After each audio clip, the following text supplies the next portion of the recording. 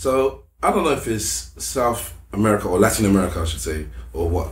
But the places I've been to, Brazil, Cuba, Mexico, they all have a running theme.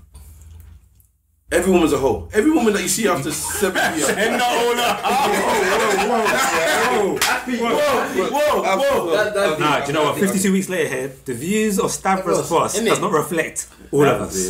M.I.S, yeah. Stavros is on his own. After 7 p.m, 8 p.m, let me say, alright, let me give them a bit of laugh. After 11 p.m. in Latin America, the women go home and the hoes come out. Yeah, can we come at night. Can we remember that? At night. I've been walking around today during the day. We're recording now. It's coming up to 4 here this time, and I've seen women that look like God-fearing women going to work and to university and whatnot. But after 11 p.m, all I see is women that trying to take me away from my wife. Let me tell you something. That are trying their best to take me away from their wife. They want to come to the UK. You want to party, drink, sex? Trust me, that is in my head to this day. Let me tell you something.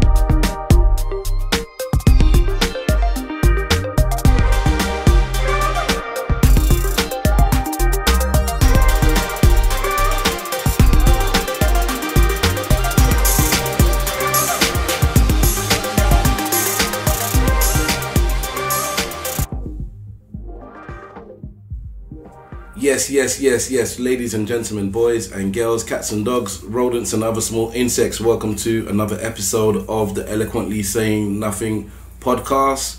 Hashtag ESN pod to join in the conversation at ESN podcast on all your social medias. This is a special edition, but we'll get into that momentarily. In the room with us tonight, we have a nice selection of chocolates, and I'm going to start with the dude on my right, Simple Simon. There is no dancehall today because man's head is full of Spanish. So all I'm gonna say is 86 bitches mine. And we have Simple Simon FB on Twitter. God, yeah. Sorry. I hope you heard that.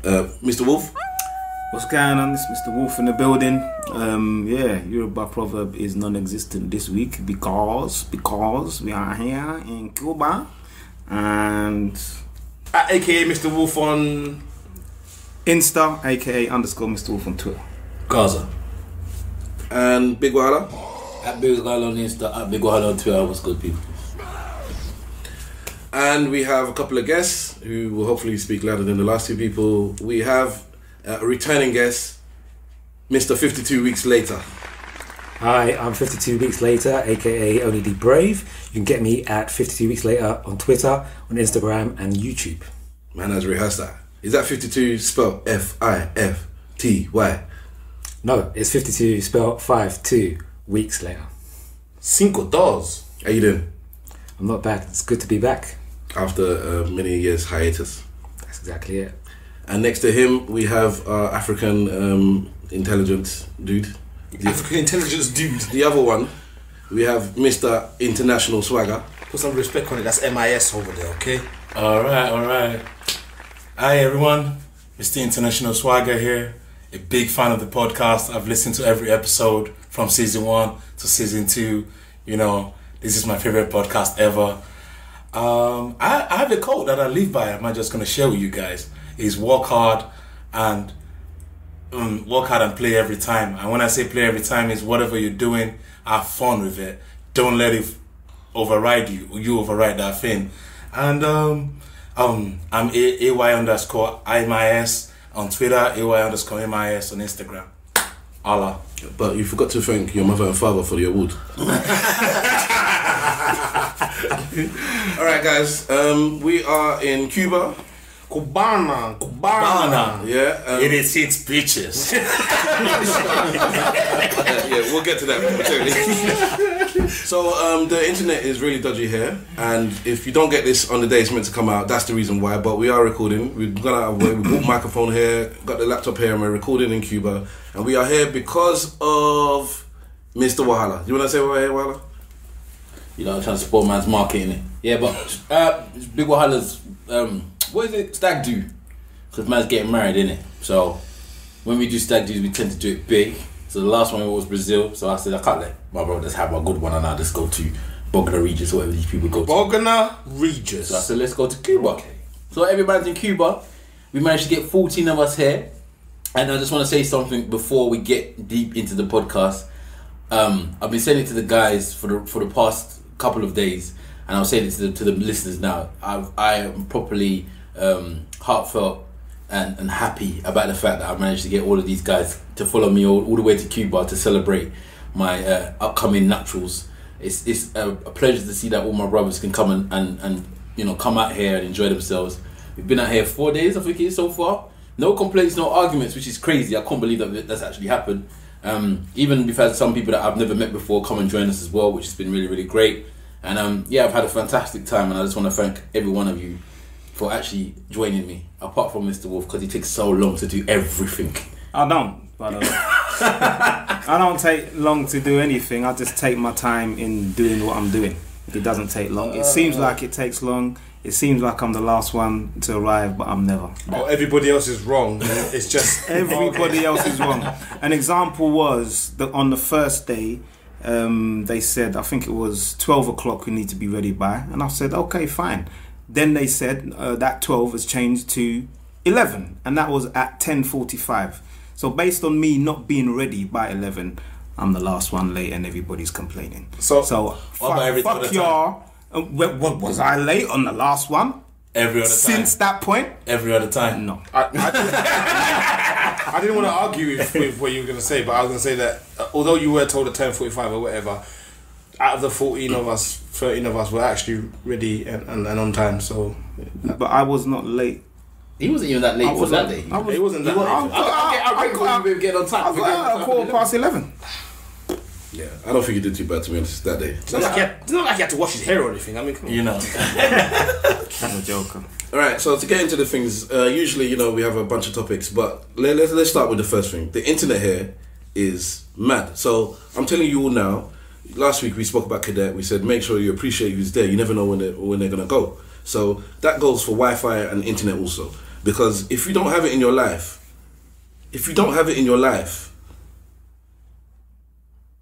What? You don't know how to say anything? I'm crying.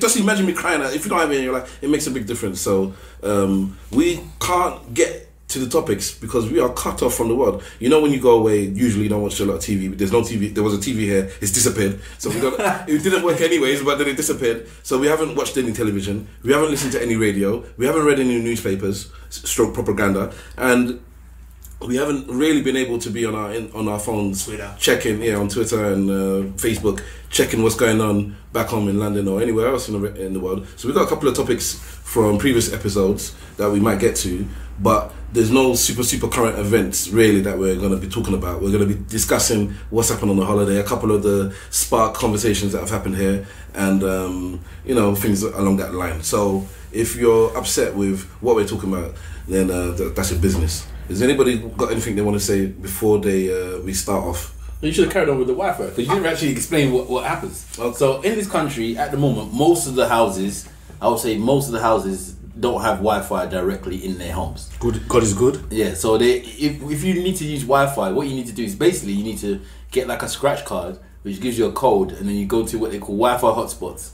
And then you can use the Wi-Fi at the hotspots. A bit like I think BT's got them with their home broadbands, where you can go to certain spots and you can connect to their BT broadband, and it will be like it's using your own home Wi-Fi. So it's a bit like that. So you go to a hotspot, you stand outside, and Simple Simon used the correct terminology. It looks like crack fiends outside. Yes. You can see them scratching their arms, waiting for the connection to come through because they need that connection to happen. And then once you get on there, you can get on the internet. It looks like they're playing Pokemon Go as well. Yeah, it looks like just like they're playing Pokemon Go. But the biggest problem is, the more people that's there, the slower the internet. So you start seeing more and more people come, and it's like you're side-eyeing them because you know that as soon as they get there, everything's going to drop. Yeah. The speed's going to drop. Everything's going to have a problem. And it's just like, it's good because it means that you're staying off your phones. But again, like Stav said, you do get cut off from the rest of the world. So we haven't really been able to speak to the people back home so much as we would like to, I'm sure. I know some people are, wishing to hear from us, and we can't speak to them every time. And we've got another group that's that's not even in the same building as us, and we can't really get through to them either. Yeah, they're in the same country, like about a mile down the road, or 1 or 2 miles down the road, and we've seen them twice in the 4.5 days that we've been here, because that's it. We have barely spoken to them because that's just life here. I mean, the locals have their own kind of 3G thing. Yeah, you don't. The scratch card is more for people that either can't afford, because you can't get a contract. Yeah, So, but for us, there's no pay-as-you-go system here, or this is the pay-as-you-go system. But you need a Wi-Fi you hotspot. need a hotspot for it. It needs to be understood that Simple Simon is in heaven right now. I just want you to know, because I am an advocate for relinquishing all of this internets when you go abroad, so you can actually enjoy your time abroad. Yeah, I get not being able to speak to people at home can be a bit funny sometimes. But you call it heaven, bro. I call it heaven, bro. No, I agree with Simple Simon. I agree with Simple Simon because you also don't want to speak to your family. And no, it's not like I think the other thing is I'm not speaking to my family, but I can speak to my family anytime I go do that. But like being cut away from all the news, all the thing, all the notifications is relaxing for me. I don't have to like if it was somewhere I had the internet, I'll be getting on my work emails, getting on everything, looking. So this is like a rewind for me. I could get to know myself as well and just enjoy the atmosphere and just not look at what's going on back home. I like it. It's like a detox. Yeah. And I co-sign what these guys are saying. I enjoy being cut off from the world. The only ones that the only thing that bothers me is not being able to talk to my kids. Yeah. Everybody else, I don't really care about in terms of not being in communication with them. Do you know what's mad? Because it's the first time I've gone on holiday and I don't have a job, I don't even have to check work emails at all, regardless, even if I had internet. So that's a bit mad as well. Like I brought my laptop, and usually when I'm going on holiday and when I'm with my partner, Eliza, I'll VPN into work and I'll be checking my emails because I hate coming back to thousands of emails. Yeah. So I like to get rid of them before I get back. Now I don't even have to do that. So it's literally the only thing I actually need the internet for, if I really, really want it, is to speak to my people at home. But it does come with a disadvantage as well, because when you now want to find out where things are, you then need to start doing certain things like, asking the locals only. That's all you can do. But it never happens. You know what? You lot are gonna find this out for the first time. Probably don't know, but I've been measuring your Twitch response. I was basically looking at how we are all reacting to the lack of internet. When we first got here, within those first couple of hours of getting here, everybody kept putting their hand in their pocket to pull out their phone to check. And then I think within the first 24 hours, when we all realised, hang on a minute, there is no internet, like everybody has stopped doing that. People leave their phones wherever they leave them, and you don't take your phone out your pocket so much to check it. And it's nice to see, man. It's nice to see. We've gotten so used to every minute ping, ping, ping, ding, ding, ding, and looking. It's nice to see people actually having conversations with each other. I want my internet back. I want my phone back. Okay, Yeah, I'm not on Netflix. I can lock off. I'm one of those people, if I have to, that I can switch off the internet. So, or not switch it off, but I don't have to check all the stuff and whatnot. So, but I don't like it being forced on me. So as it stands now, there are things I want to check. So there's stuff that I want to do for the podcast, for instance, that I couldn't do. I like tweeting when I'm on holiday. So I don't. Usually I'll buy a bundle and it's expensive. So it's not like I'm balling that I buy tons and tons and tons. Anyways, I can only ever go online for a little bit. But I like to tweet. I've done this or I've seen that. Or usually I like tweeting graffiti and artwork that I see on the street. But I can't do that this time. So that I don't like that. And the biggest thing is obviously the family that everyone's saying. I just called my daughter. So I was spoken to her for the second time since I've been here, and she looks different. She actually looks different. Her mum's done her hair differently in a way I've never seen it before. I think like the Brat when she first came out. That's why it seems it's all pixelated. I can't even see it properly, but she does look different. So that does annoy me. Man, she's grown. I've never been away from her for this long, and you know, babies' faces change every day. They do. To this day.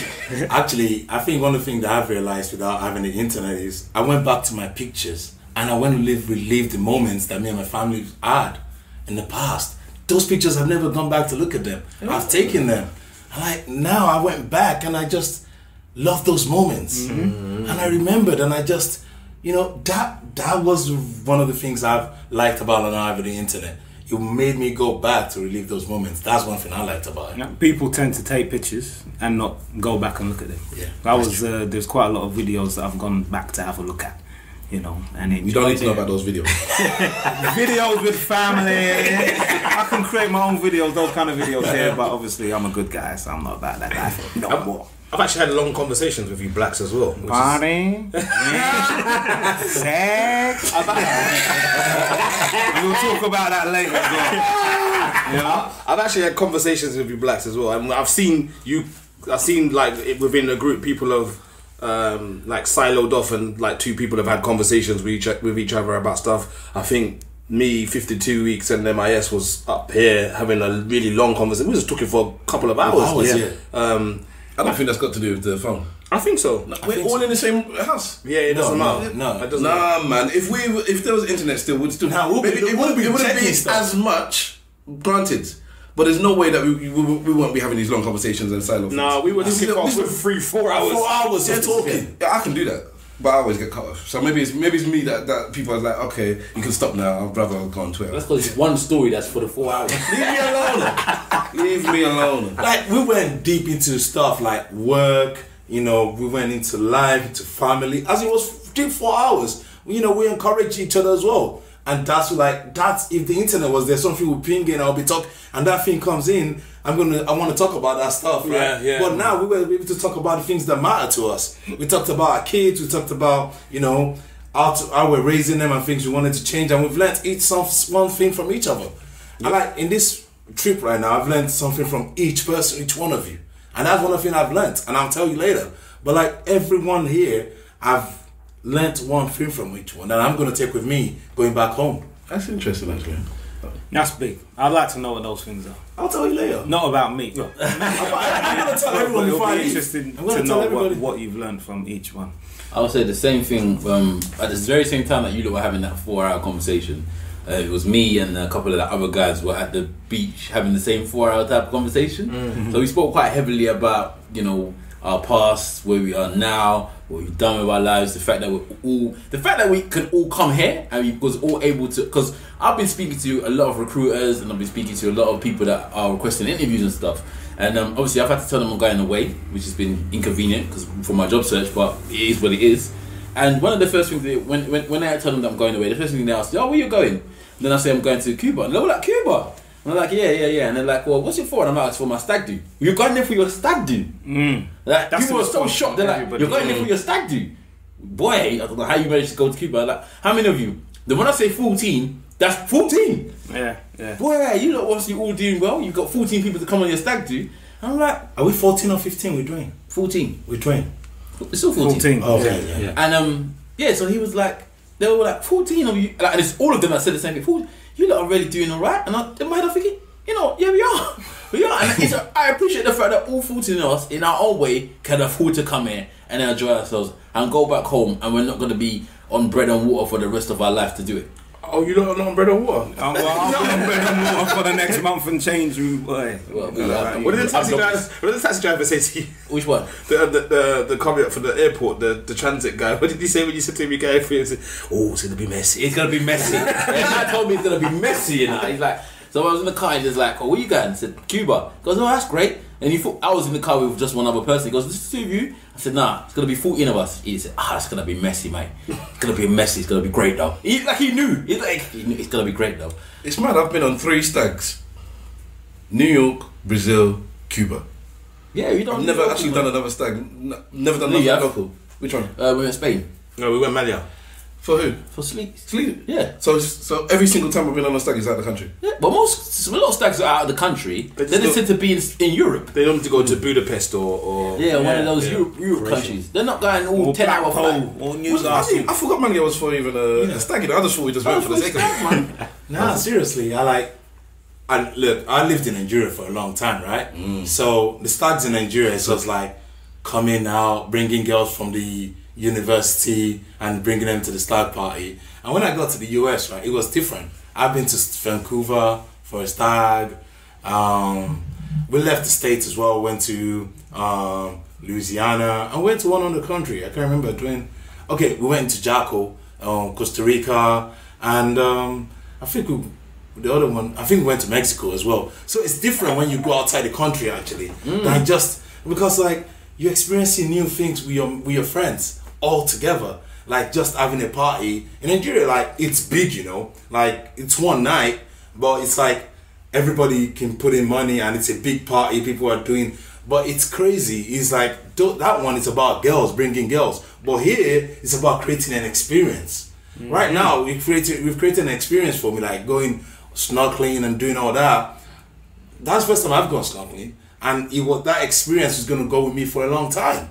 And you know, I thank you, Wahala, for doing this. It's, you know, I really enjoy it. I'm telling you, it's an experience for me. I love it. I love the country. I love the people. I love the language. I've learned new things. Thanks, Wahala. 52 weeks later here, I've got to agree with Mr. International. Thank you, Big Wahala, for inviting 14 people to come and share this experience. You invited 114, but most of them left. Almost everybody I invited came. That's even more of a big thing for me. Let a man finish though. What? He's him that thing cutting me up, innit? He cut him. Hey, 2 weeks, go on. Let me carry on. Okay, you smashed it, but also, okay, as my arch nemesis, I'm not happy, okay, that you're trying to like break a happy home, because not only, okay, did my wife want to go to Cuba as well, this guy booked it on 14th of February, Valentine's Day. For the man there, man. Yeah. We gotta bring that up. Valentine is coming. Hey, where's your husband? Leave you alone. Is it Cuba? Havana. I didn't do nothing for Valentine's with my missus, with Stav. Am I the only one? Oh, no, you're not. No, I'm talking about hair. Nope. Now, I had to, okay, cook a meal for her on the day before Valentine's, and then make sure, okay, that she received flowers and chocolates on that day. Goddamn Is that what? Oh, Is that what she asked you to do, or that's just what you chose? She didn't ask me to do that, but as we was come up to the holiday, every time, okay, we had like a little disagreement or falling out, she'd be like, "Yeah, but you're abandoning us. You're abandoning your family to go to Cuba." But that's what you did. Oh no, that's not what happened. I can't back it. Wife, if you're listening to this, okay, do not listen to Big Wahala. I told you he's my arch nemesis. What? 52 weeks later, when I said to you, you know what, I think you should stay at home with your children and wife, you said, you know, forget that. You ordered the boss. No, he never said that. He did. Exactly. Most people have mentioned the fact that I'm doing it on Valentine's Day, but let's be honest, men do not like Valentine's Day. Nope. We don't like it. We don't want to be involved with it, and it was the cheapest time, and I'm not gonna go out of my way to make it more expensive because of Valentine's Day. My own missus is also very upset because apparently having a Valentine's before you get married is some form of special thing. I don't understand it, because I'm like, so what if we're gonna get married? He's like, oh, it's the last Valentine's, boyfriend and girlfriend. I said, so what? If you're gonna be getting married, hopefully we're gonna have Valentine's for the rest of our lives. So what are you worried about this one stupid Valentine's in the first place? It's Lavada's boyfriend and it's nonsense. I'm slightly glad that we did it on that day. I'm not gonna lie to you. So for me, yeah, I didn't even know it was Valentine's Day until Dwayne pointed it out. Dwayne's wife was the person that booked his ticket, and I told February 14th. He's like, hell no, he's not going on Valentine's Day. I like Valentine's Day. And I told my missus I was going, but she I told her the date. Maybe she didn't clock it. So I went to meet my wife. I was like, it's Valentine's Day. I'm going for that trip, you know. She's like, oh, you better make it up before you go. Oh, you know how much I made? I had to I bought flowers the day before, you know, took her shopping. Then the day I was going, she knew I just received some little bonus, right? So she's like, oh, you're gonna go spend some money in Cuba. So she took my phone and transferred $500 to her account straight away. Oh wow! Then we went for dinner. Then we went to watch a movie. We didn't get home until 1 o'clock, and my flight was at 3 o'clock. Wow! She wanted you to miss the flight. She wanted you to miss the flight, man. Yeah, I made it, but you know, I'm glad that I came. She was happy. Then what I did is, she's been complaining about the dryer and the washer not being too good, so I ordered a new one. So the day after Valentine, they dropped it again. She was like, "What?" So that was good. I love the fact that your wife can just do that. You know, What? Just take money. Just grab your phone. I'm transferring money, and then spending it. Boy, Do you want to get to the position where somebody can do that with your phone? Taking into account They need to know the pin code to be able to do that first. I don't know. I would prefer to give them the money than for them to just take it. Nah, look, me and my wife. But I think that's a wonderful thing. She has my password. She doesn't go through my phone, but she has my password. Like, and the reason is, if something happens to me, what's gonna take care of? Who's gonna have everything? So she has everything to my account. I don't believe in what's that account? Separate accounts. I believe in separate account. You don't believe in joint accounts? I don't believe in joint accounts. Okay. Look, we have an account that we put money for savings. That's a joint account, bro. No, that is a savings account, and that's for the kids. Actually, it's not for us, but it's a savings for the kids and everything. But you both have access to it. We both have access to it. So it's a joint account. Do you spend from it? Not really.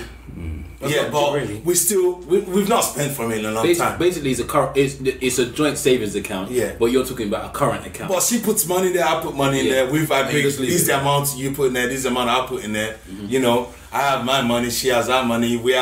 I pay all the bills that I need. I pay all the bills. She pays, like, if we're going, the kids needs clothes or needs anything, she pays for that. But like all the bills, everything, I'll take care of it. As you should do. So, okay then, outside, well, let's talk about Valentines and then get to this joint account business. Because that could be a conversation. Okay. Bruv, can I not say something without you going, putting your hand in your head and worrying about what I've said? What is wrong with you, man? Okay. I say something. Oh, speak up. What's going on, man? This is the volume. This is the volume. My God. This is the volume.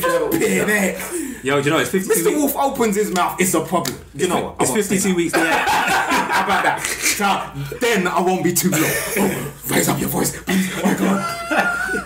It's 52 weeks later here, okay? Jesus And Christ. I think I speak for like Mr. International here.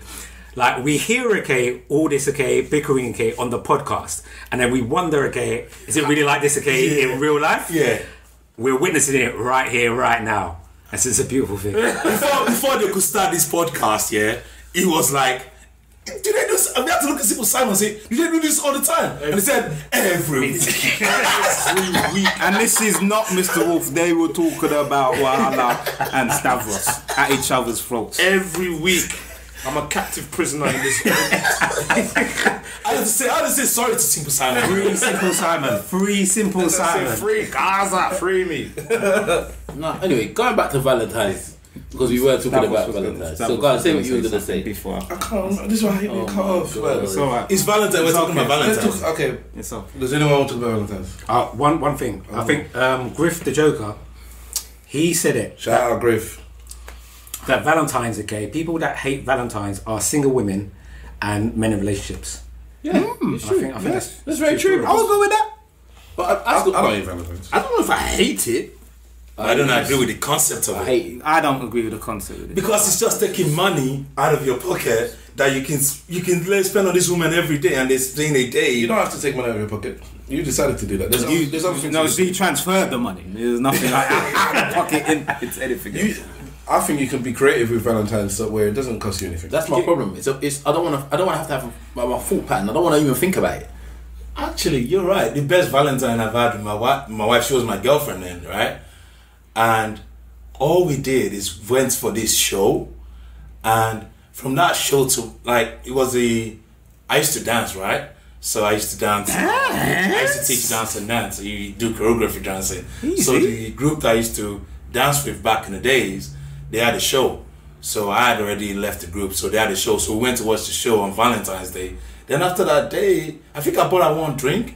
Then we walked from home, from that place down home. It was like 5 miles. And we were just talking nonsense till we got home. And I think she said that's the best Valentine's Day she's ever had. How many years ago was that? I think I was in year 2 of in uni. I think that would have been 16, 17 years ago. Exactly, and it's stuck in your head. Then you have to one drink. That's all it cost. But he had to go to the show. Yeah, but it's his bedroom show. You didn't have to pay for the show. I didn't pay for the show. Okay.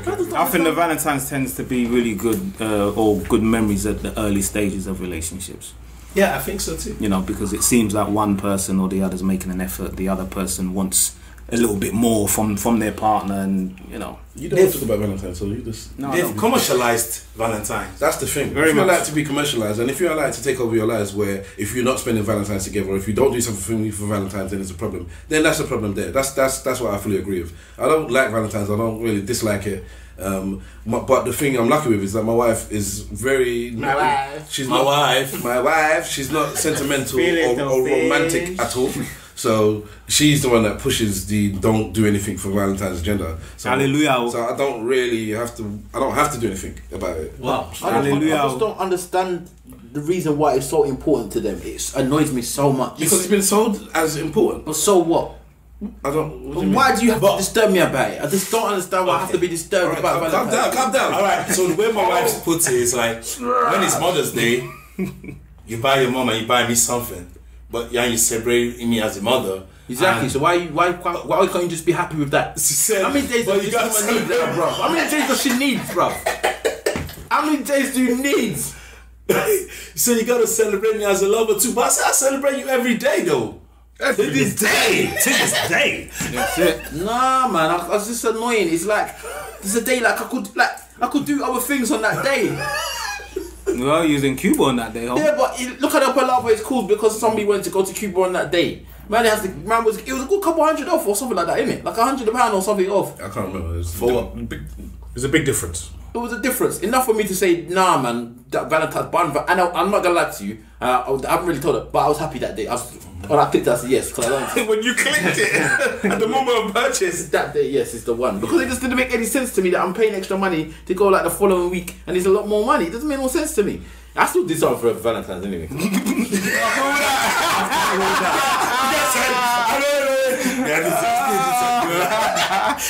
You know when I went. Nah, but I still did it wasn't much, but I did something though, and it was so bush. Everything I did was so bush because we was doing something the day before. I was fixing a boiler, so I didn't have much time. So it's the day before Valentine's, so I was fixing a boiler. I was packing to come to this trip, and I was doing everything else. So when I bought her some flowers, which I forgot to take the price off. I bought her a card that I hid somewhere that she probably saw before we even got there. And then I took her to dinner. She's like, oh, so I said, basically I said to her, do you want to go to dinner? And she's like, yeah. I said, where do you want to go? She's like, you're gonna ask me where you're gonna go? You haven't even planned it. I said, well, I'm not too sure. There's a couple of places, but I don't know what you really wanted to do. I don't know where you wanted to eat. I was gonna take a Cosmo, I was gonna take a buffet. Wow. Because that's what I wanted to eat that day. Mr. Romantic. But then I said, no, let's go somewhere like, I think we're Zzz's or something. I said, let's go Zzz's. Because in the end, I got things I got to be doing. I got no money. I got things I got to be doing. I got no job. I got all this stuff. And the thing I'm worrying my stress in my brain about is Valentine's Day. Can I ask a question? Something you just mentioned, yeah? Something about taking the label off the flowers. What is that about? So they don't know the price. Why is This label of gifts. Yeah, not just I don't flowers. understand. What's that about? They don't need to know how much you spent on them. That's what they prefer not to know. Oh, no. No, I think it's more the person who's bought the gifts that you don't want the receiver to know how much you spent. Are you trying to say it makes no difference if the person knows how much you spent on something? I'm not saying. I'm asking why is it a big thing to take the label? Because my mum's always said it to me. My aunts have always said it to me, but I don't actually know the reason why. But of course you know the reason why. Why? You don't want It's the just person what I to said, know. innit? You don't want the person to know how much you spent on them. The person that receives it, okay, is gonna see the price, okay, of what you value them. And so, like, the thing is, if that price, okay, is below, okay, the price, okay, they're expecting, they're not gonna be happy with it. So then, Although the thought should be the thing that counts, but some people are shallow like that. With no price, okay, then it's just a thought. just to fall. That's it. So that flowers could be, okay, £10. If they see, okay, it was like 5p. Ah man. Ain't no wrong with £10 flowers. Don't Yeah, no, £10 flowers. 12 roses, $100. Is that how much it does? Yeah, man. Fuck Serious? yeah. Oh yeah. You That's see a me lot. picking from the bush, man. Picking from the bush. The vase though and everything. The other thing. The thing I want to understand from you women. So remember hashtag ESN pod. And let me know if you love Valentine's, but you know your partner, your significant other doesn't. Do you really want them to celebrate something with you that they're really not interested in, don't like, and they're only doing it because they're being dragged along? It's like you've dragged them to dinner, you dragged them to buy this gift. Does that bring you any joy? Yes, it does.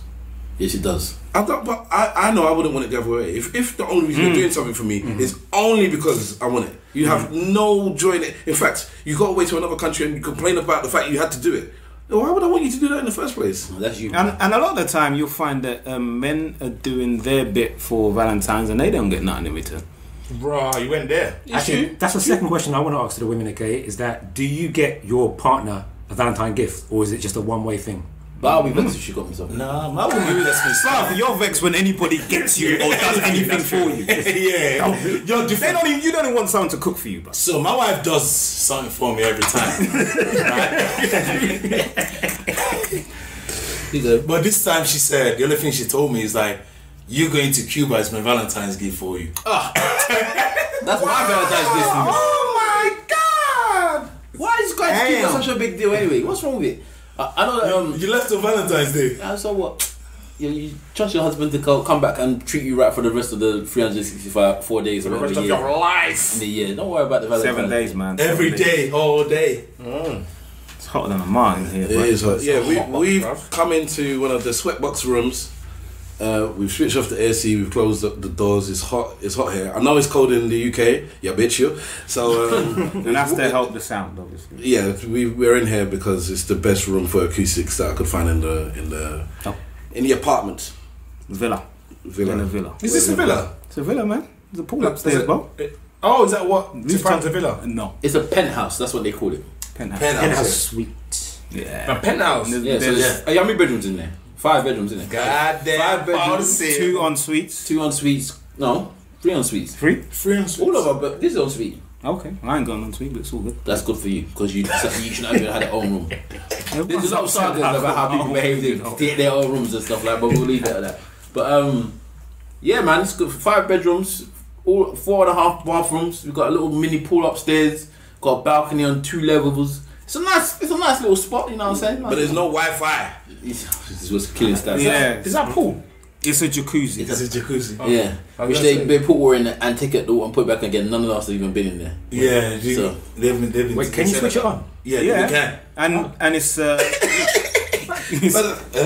it's 29 to 30 degrees at the moment, and it's winter, according to Alejandro. Alejandro. This is plantation. No, yeah, Alejandro in the boat. The man said plantation weather. Well, Summertime is looking 40s. They said. So. Africa must be white, you know, in spirit, because I can't take this heat. That's what I'm saying. Me and one of the other guys, we love the heat and the sun. So I'm looking for the sun. I want that vitamin D, and wherever it is, I'm trying to find it, man. Take the shirt off or whatever. If you're not in the shade, then the sun is there. Well, I just want the sun to lick my body, man. Yeah, but it's it gives me headaches. It messes with my skin. It's like it's just The punishment. sun messes with your skin. Yeah, like I think it's maybe because I end up drinking too much, and then when you come to these countries, you end up drinking because I don't drink alcohol, I end up drinking soda or I drink water. Every time I can't just be drinking water all the time because at some point you want some taste of something. Because you drink bottled water to wash your mouth. You drink bottled water. Eventually, you're gonna get sick of seeing the bottled water. You just want to have something else. So then you drink one of the fizzy drinks that's probably got 4 times the amount of sugar that's allowed in some form of region. So maybe it's the sugar that's messing with my skin or the milk or something. But whenever I go abroad to a hot country, my skin is always mashed up. And Grayscale. no, it's not that. It just gets bad. Should have come in the sea. The salt water would do good for I it. went in the sea at some point. I didn't dive in like you lot. I think that was probably one of that thing that happened on the sea is probably my favorite part of the trip, by the way. But that's another story for another time. What thing? One of our boys when they went into the sea. Oh yeah. So I think that's the best part of the trip. that was for me is the favorite part of this trip. We had a guy who was like Aquaman.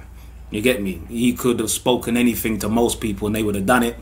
You know, one of our boys was had difficult time with the water, but he ended up going in the water and staying in the water and doing really well. So Who called it Aquaman? Alejandro on the boat. Alejandro, Did you see? Oh, the guy. he swam to the floor, Right to the bottom. And was doing Hadoukens under the water, apparently. It's mad because you had the Snorkeling glasses. the glasses, and you put your head underneath, and the man swam to the bottom. That guy looks like The bottom. I can't believe He it. looked like Aquaman. It's mad. I'm Like, telling I don't know you. what kind of pressure it takes to or what kind of strength you need to swim that. I thought that was fantastic. I was scared. And when I see him, actually, because I always look down when he goes down. He looks so mad. I'm not gonna talk about that guy. Is good though. How deep was it? Was it 4 meters? What?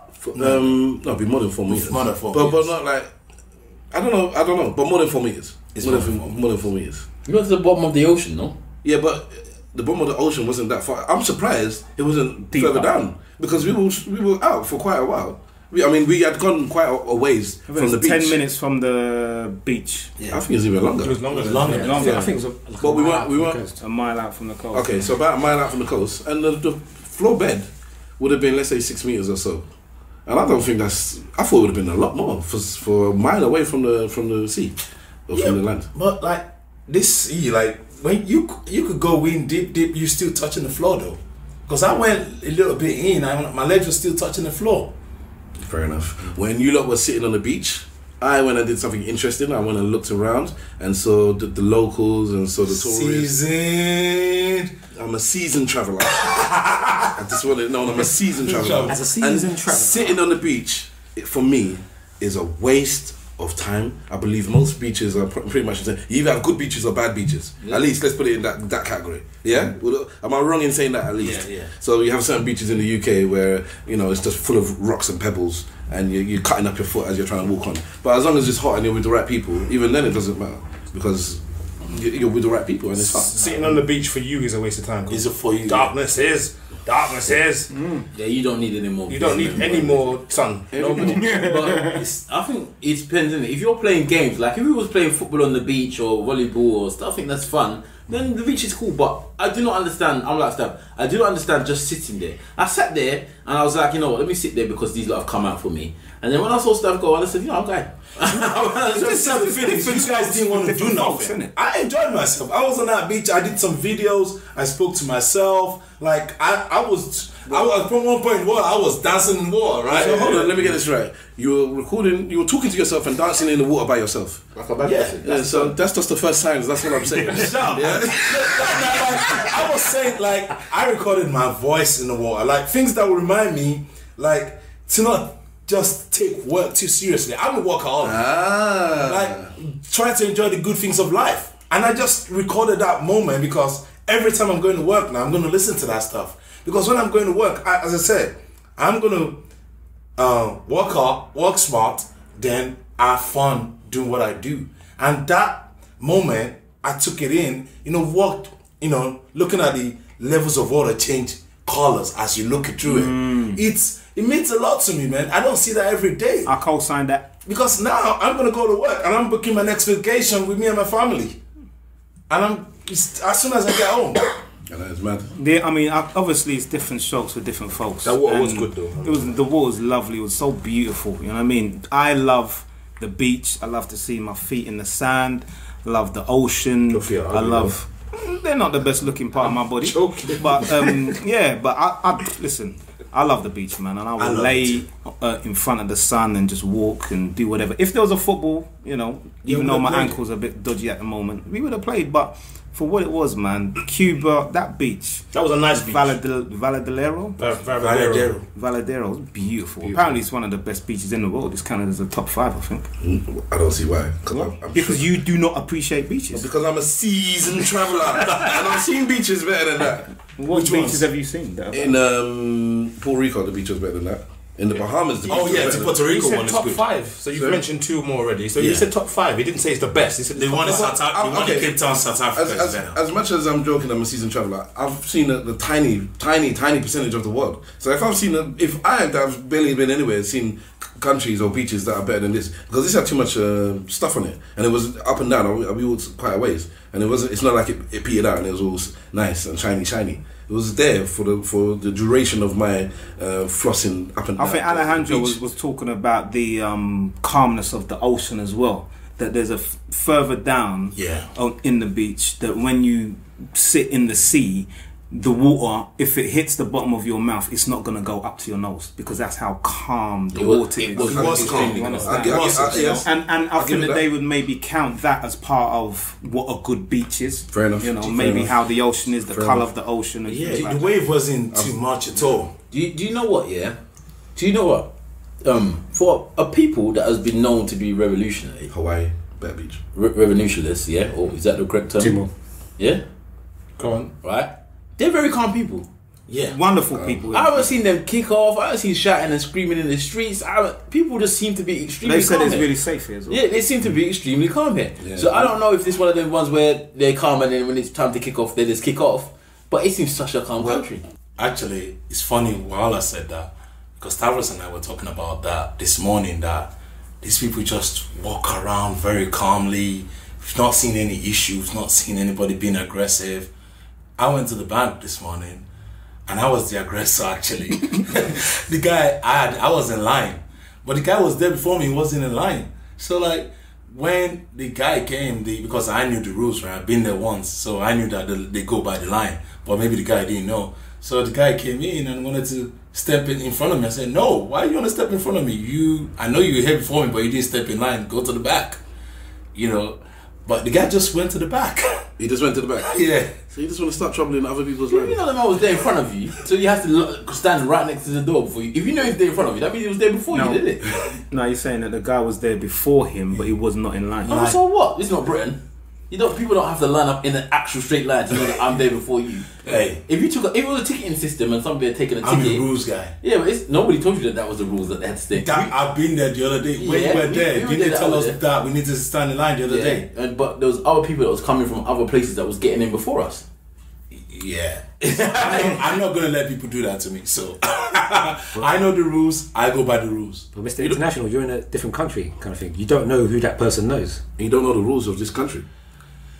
Oh, Alejandro told us yesterday that everybody lines up here. Do you guys remember? That's true. did say Alejandro that. did say that there was a. So It's man like Alejandro as well. Obviously Alejandro was wrong. Alejandro was wrong. Well, it was because not everybody does line up here. So by what he said, I went by that. I went in line. You know, I mean, like, everybody's kind of calm here, but I did have one fearful moment in this trip. Well, And talk about. Go for it. No, I need to talk about it. No, apparently I do it too long. And I don't even know which specific bit you're talking about. Which bit? The dog, innit? That's the only time we're not. You get me? Let's put it this way: we went out in the early hours to do what? I can't remember. Just to check Go to the Wi-Fi spot. This yeah? is it. You have to walk out your house at 1 o'clock in the morning just to. Yeah, but we're on holiday, innit? And we weren't doing anything the following early morning. So I've come out. We've after the hotspot place, we went to a few other places, and I'm a very vigilant person. Partly because of my job, but even before that, I see things before You know they what happen. happen Huh? before we got to the dog. What happened? Oh yeah, we'll talk about it. I want you to run through it. You know, and I see everything before it kind of happens. And my mind process was, I'm wearing my flip-flops. If something kicks off, how am I going to run? I'll have to take them off and run barefooted. Just remember, Mr. Wolf is from South London, so that is always at the forefront of his mind. Yes, man. You know, when I go into certain places, I'm checking the fire exits, man. You know what I mean? If anything happens, I know how to get out. That's real ghetto. same here. That's real ghetto mentality. Same here. Trust me, I man. could go to nursery and I'm looking at to see what's going on. This is what I'm saying, man. It might pop up one Yeah. time, but you don't know. Look, 3-year-olds with shanks. So go on, living in man. Lagos, you gotta know where the what's up, exit man. is. You have to. That's why when I go out, I never get more than 2 drinks. I can, like, if I'm around family and friends, I will drink. I can drink a lot. But if it's me and maybe people I don't know, I will not drink more than 1 or 2 drinks. I like to be in a state of mind where I can get out easily, and I know every exit as I go into everywhere. So I'm like that as well. I like 1 or 2 drinks, 1 or 2 bottles. You know what makes me laugh? The same thing you were saying just now, yeah. When we went to go get the dinner yesterday, we was walking on one side of the street, yeah, and I think it was basically the opposite side of the street is where we will need to walk. Mr. International said to Dwayne, he goes to him, "Oh, come on, let's cross the street." And Dwayne said, "No, I saw dogs there." He said, I'm not crossing the road. Dwayne said that. He said that as I'm not crossing the road until I get past the dogs. And this trooper showed me when Dwayne says something, follow Dwayne, because Dwayne tends to be quite right in these situations where If you have to Dwayne make was a with judgment us, call. if Dwayne was with us yesterday, we would have got bitten, and we would be in hospital with Rick. So the stereotype about Africans and dogs, do we believe is true? That we're not fans? Definitely not facts. I didn't realise there was a stereotype. I didn't know that, man. Yeah, we have Africans as workers and not family pets. What We African have Africans dogs as workers. that has dogs in their Africans as workers. Sorry, And dogs. family No, pets, Africans have Slave dogs trade. as workers and not pets. Man's been in Cuba 1 week. My kids want dogs, right? Sorry? My kids want dogs, but I can't have them in the house. Exactly. That's what So, I'm saying. like, You got people having their dogs on beds and all sorts. Yeah. And it's like, Kiss your dog. oh God. After they've licked the balls as well, you know. Remember even in Valentines for and I have What to they take do, them innit? to pee, take them to. I'm not doing that shit. No way. Literally. Isn't it? Right, so last night, Mr. Wolf and I, like he said, we went walkabout. Now on the way back, we're walking past these big, massive buildings. We realised later on they're consulates. So we walked past the Nigerian one. And down the distance, like Mr. Wolf said, he saw something. And he grabbed me, he said, wait. Now, taking into account, we've been walking, it's dark, it's 2-3, we're in a foreign land. And there are, Mr. Wolf he's been spotting things, and he's been letting me know I noticed something, or I'm not sure about this road. But because Mr. Wolf's so cool, he's been telling me in a cool way. Including the guys in the tinted windows. Come like the scene from Not Menace. Boys in the Hood. Boys in the Hood, man. yeah. There was a Boys in the Hood bit where a car stopped, and it had the same kind of engine. Because remember the cars are of that age. Yeah. They're from the 90s and the 80s. They were scoping us, IDs. and then even when they drove off, it sounded exactly like, and then they drove off somewhere. And I'm not gonna lie, we crossed the road kind of sharpish because they got a one-way system here, so we knew that if they did turn back, they couldn't get to us if we crossed the road fast. And I ain't gonna lie, I did kind of step a bit quick. But anyways, Pussy. listen, when you're in another land, when you're in another land, you respect the fact that you ain't at home and you you can't just make a phone call. Yeah, you're not Superman. Yeah, I don't know who you are, where you are, what you have, and I don't even know where I am. How many of them were in the car? It was blacked out, tinted windows, and the front passenger side was wind down. I saw the driver and I saw his passenger. So 2 man against 2 man. Well, who to say that there weren't men in the back? So Who cares if it's 2 versus 2? You want to have beef out here? Gaza formation. So there wasn't a lot of them then. Sorry? So there wasn't a lot of them. I don't know how many was in the back. I'll finish my story before you try and get. Before it segues, and let me segue this. So anyway, like I said, even with all of that, Mr. Wolf was cool. But down this yonder, man grabbed my arm. So, whoa! I said, like, what's going on? So now I'm pranked because Mr. Wolf is cool and he wasn't cool this then. And I said, what's going on? What you see? A dog. Now I've seen the dog. It's the same dog you've seen. I've seen the dog. I'm like, so what?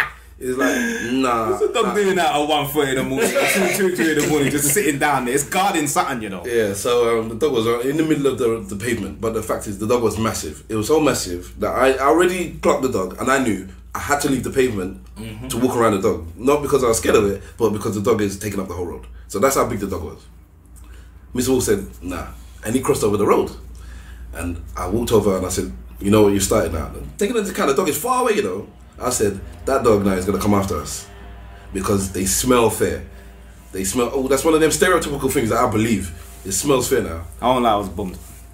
You were what? I was bummed a little bit still. You were scared. Yes. So then what happened? Pussy. Walk to the dog. Man, the dog crossed the road, come after us. I held Mr. Wolf's arm like we were lovers. Walking. And I said, don't run. Yeah, I would have been able to run anyway. with the sliders on. Baba boy, don't You didn't tell us all this. Because you tell me yesterday. Get on with the story. Just tell me about the whole. What's the punchline? Just tell me about the whole. Tell me about the whole. Look, listen. In the morning when we was having breakfast, Stavros was trying to explain certain aspects of the night. Innit? They weren't interested. They just wanted to hear about ours. Ladies of the night. 6 bitches. We'll get to the bit where the lady was saying party, sex. You have fun. So anyway, I heard it. I said, don't run. Quietly, calmly. The way I should usually talk to probably people that I don't talk to them in that manner because I expect them just to do as they're told. But because I know man is a bit scared, don't run. And then the dog just like watched us and then turned away and moved back.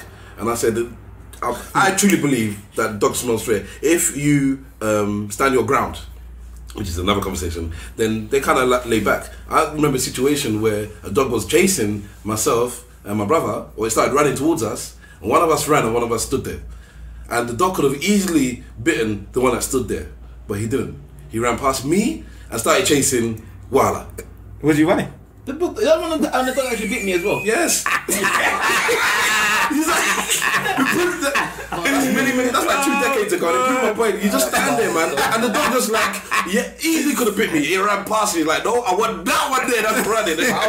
I was a bigger meat at the time, though. Yeah, you know, my daughter's going to therapy because of dogs right now, right? Well, seriously? Yeah, but like, because she's scared of dogs so much. Why are they asking you for a dog? No, it's because right now she's gone through therapy a lot. But so the therapist said that she needs to get a small dog.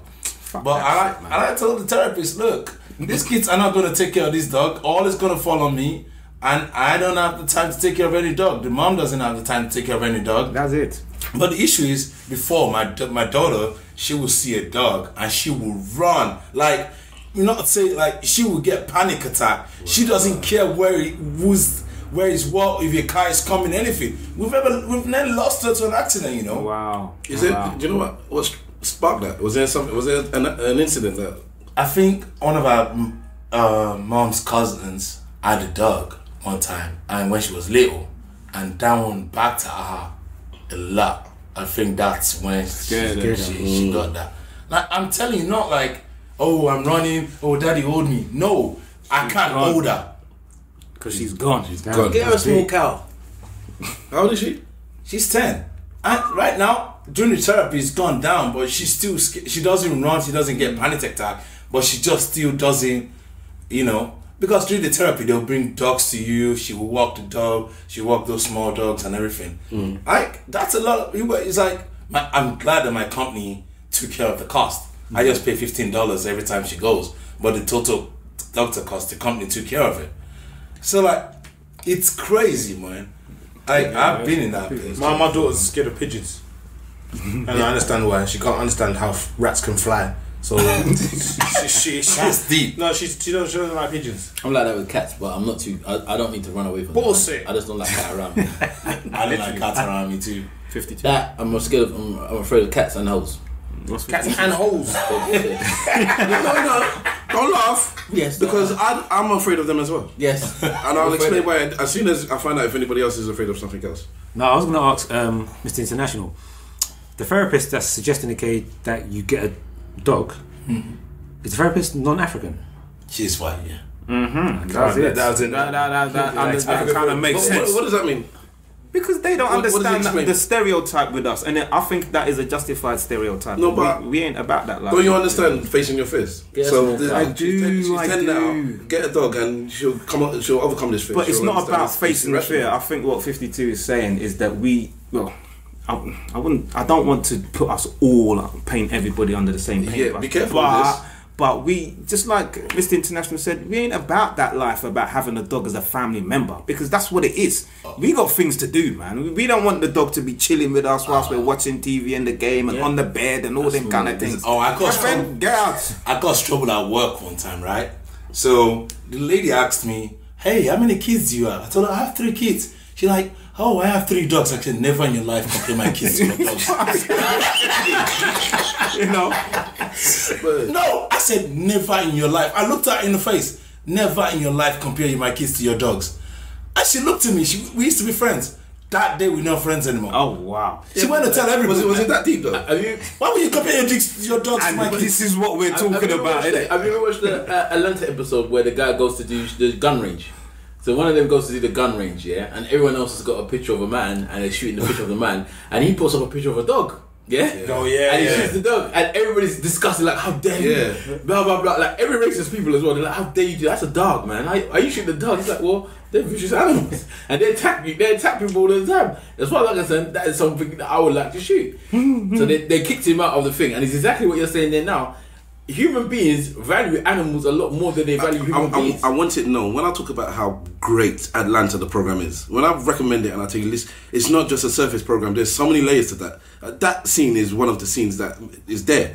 He said they kicked him out of the gun range just because he used a picture of a dog to shoot at.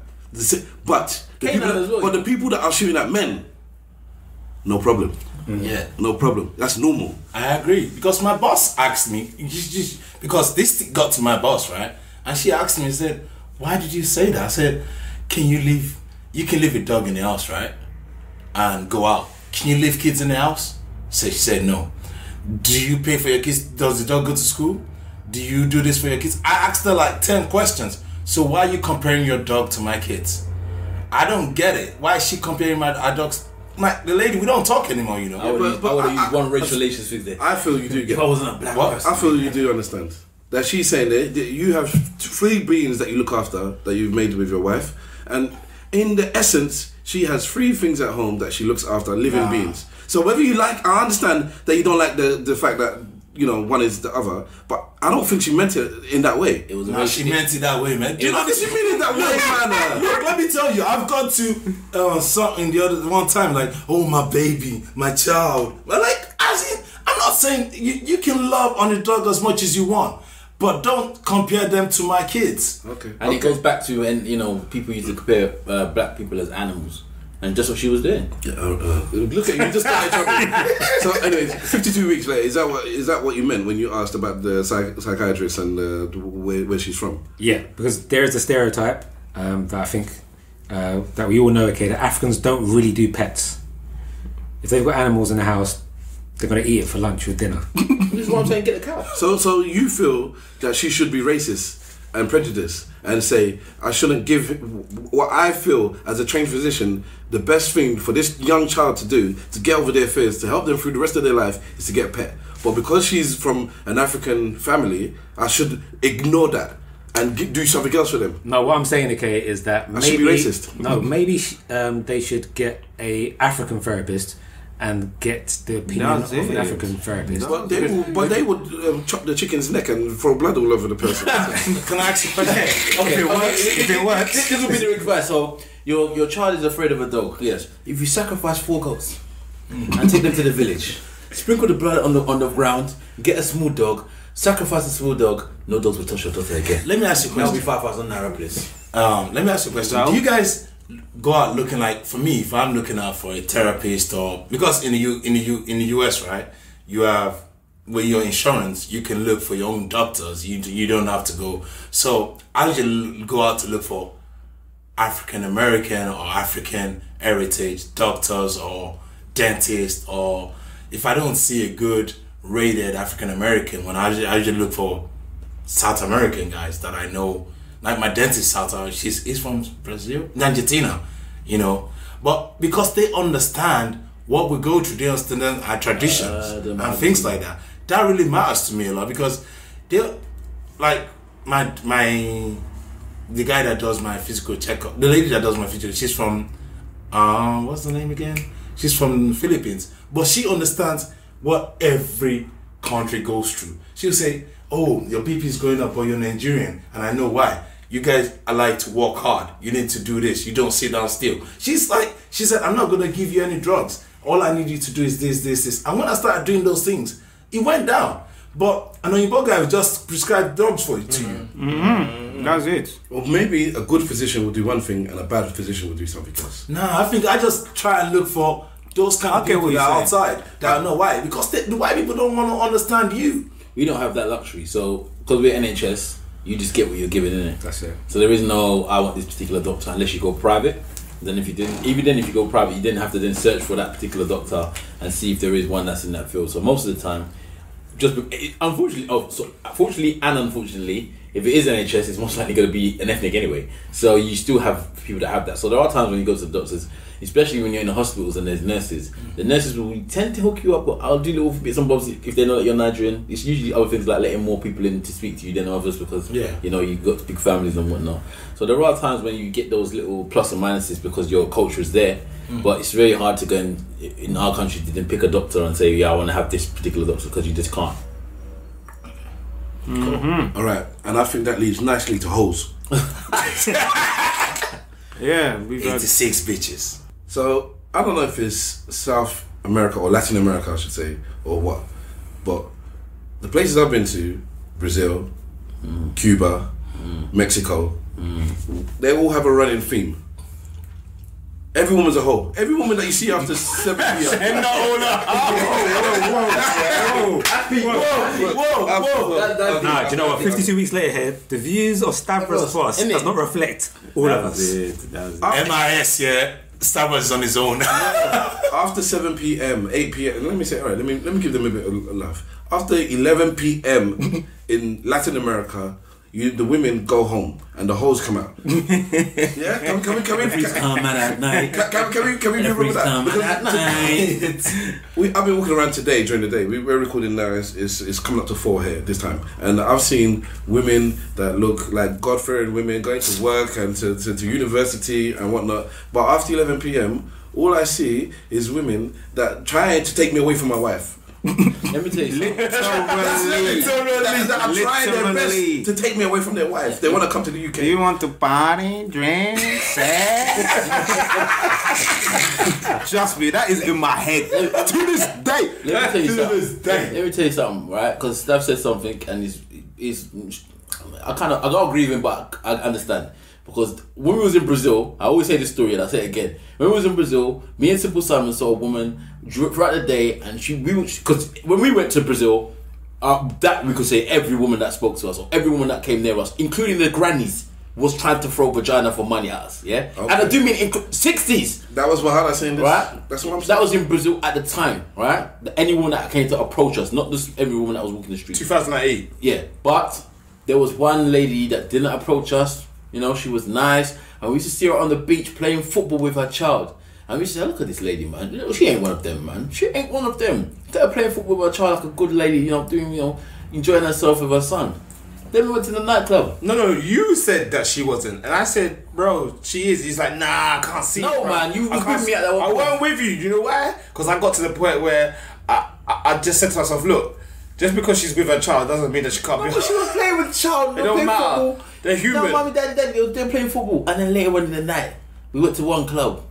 And then she did proposition to Simple Simon with the threesome. Yes. And I said, that crushed my heart, man. I said, everyone's a hoe in this country. That's how it is. Most of us have been propositioned. I won't even lie. I'm not, you know. Since you've been in Cuba? Yeah. Okay. Oh, wow. And maybe because I've gotten out of the way a bit. Okay. Like, every time, I think the first night you guys went, I stood away from you guys. Okay. Then the second night, I just saw 52 weeks later, I was like, you know what, let's go, bro. Because, you know, I did see something that was my spec and everything. I was like, man, that looks nice. Hold on. Can we establish, earlier on the man said he's a workaholic and that's why he's taking the time to learn and do new things whilst he's on holiday. Yeah. When he said he saw a woman that looked like the type of woman that fits his criteria, he said, the spec. She fit my spec. like she had a CV. Sorry, continue. Nah, like she had my spec. I was like, 52 weeks later, are you ready to go? And we just took Angela. I said, let's go. Drop me at home. Because I knew being there, she was looking at me, I was looking at her, she was my spec. That is the proposition. Don't tell me about proposition. The look enough is the proposition. Listen, that is my biggest problem, right? When somebody looks at me, it doesn't matter who they are. Maybe because I'm aggressive or whatever you people call me. I look them right back in the eye, and that is the worst thing to do. Because then that's it. They take it as some form of initiation. Exactly. What they don't know is that I'm going to run from them. Literally run as well. I've been running from prostitutes all my life. Running from them. So what happened was, the day we got here in the evening, yeah. We waited around, we got the taxi, and we changed some money, right? Now once we got to the whatever you want to call it, the villa, we put our bags down and we said, let's do something. Let's go get something to eat. So right across the street, there's something to eat. Now there's a guy there, Angel, yeah, Angel, 86 bitches, Mr. 86 bitches, and he explained to us, you know, maybe there's somewhere down the road you might want to go to if you guys want to party. So to make a long story short, he took us down there and we went inside. We are now to find, because we've been told that place is basically for men and ladies of the night. That's what it's there for. Ladies of the night. So we've gone inside and I've gone in. Now I'm telling you this is fantastic. So we've gone in there. I've seen some nice looking women like that. Okay, that's cool. Drinks is cheap. My brother turns around and says, she pinched my bum. She pushed my brother. She pushed my brother. I've never seen my brother look so shook. He didn't know what to do with himself. Did you tell him, stand your ground, don't run? Otherwise she'll come for you. No, I released the hounds. I want him to run it. That is the joy. Because I've seen him do Benny Hill before, and I enjoy the Benny Hill. Because look at my brother, he's not scared of much. But like he said, it's not a joke. Because I'm the same. I'm scared of hoes. I'm scared of them. So you run away from them. I had a Miss Piggy that came up to me, and I call her Miss Piggy because she looked a bit like Miss Piggy, and she was wearing must have been the tightest waist, whatever thing they call it, corset. She was scary, man. And every time I turned around, she was just there looking at me, and I had to hide my face because she saw me as a me. And then she came. I was reviewing it. And I said, I bet this one's gonna come for me because she's not even a good-looking hoe. And then what did she do? She came for me, stood right in front of my face, and flicked her hair in my face. Nonsense. Go. Anyways.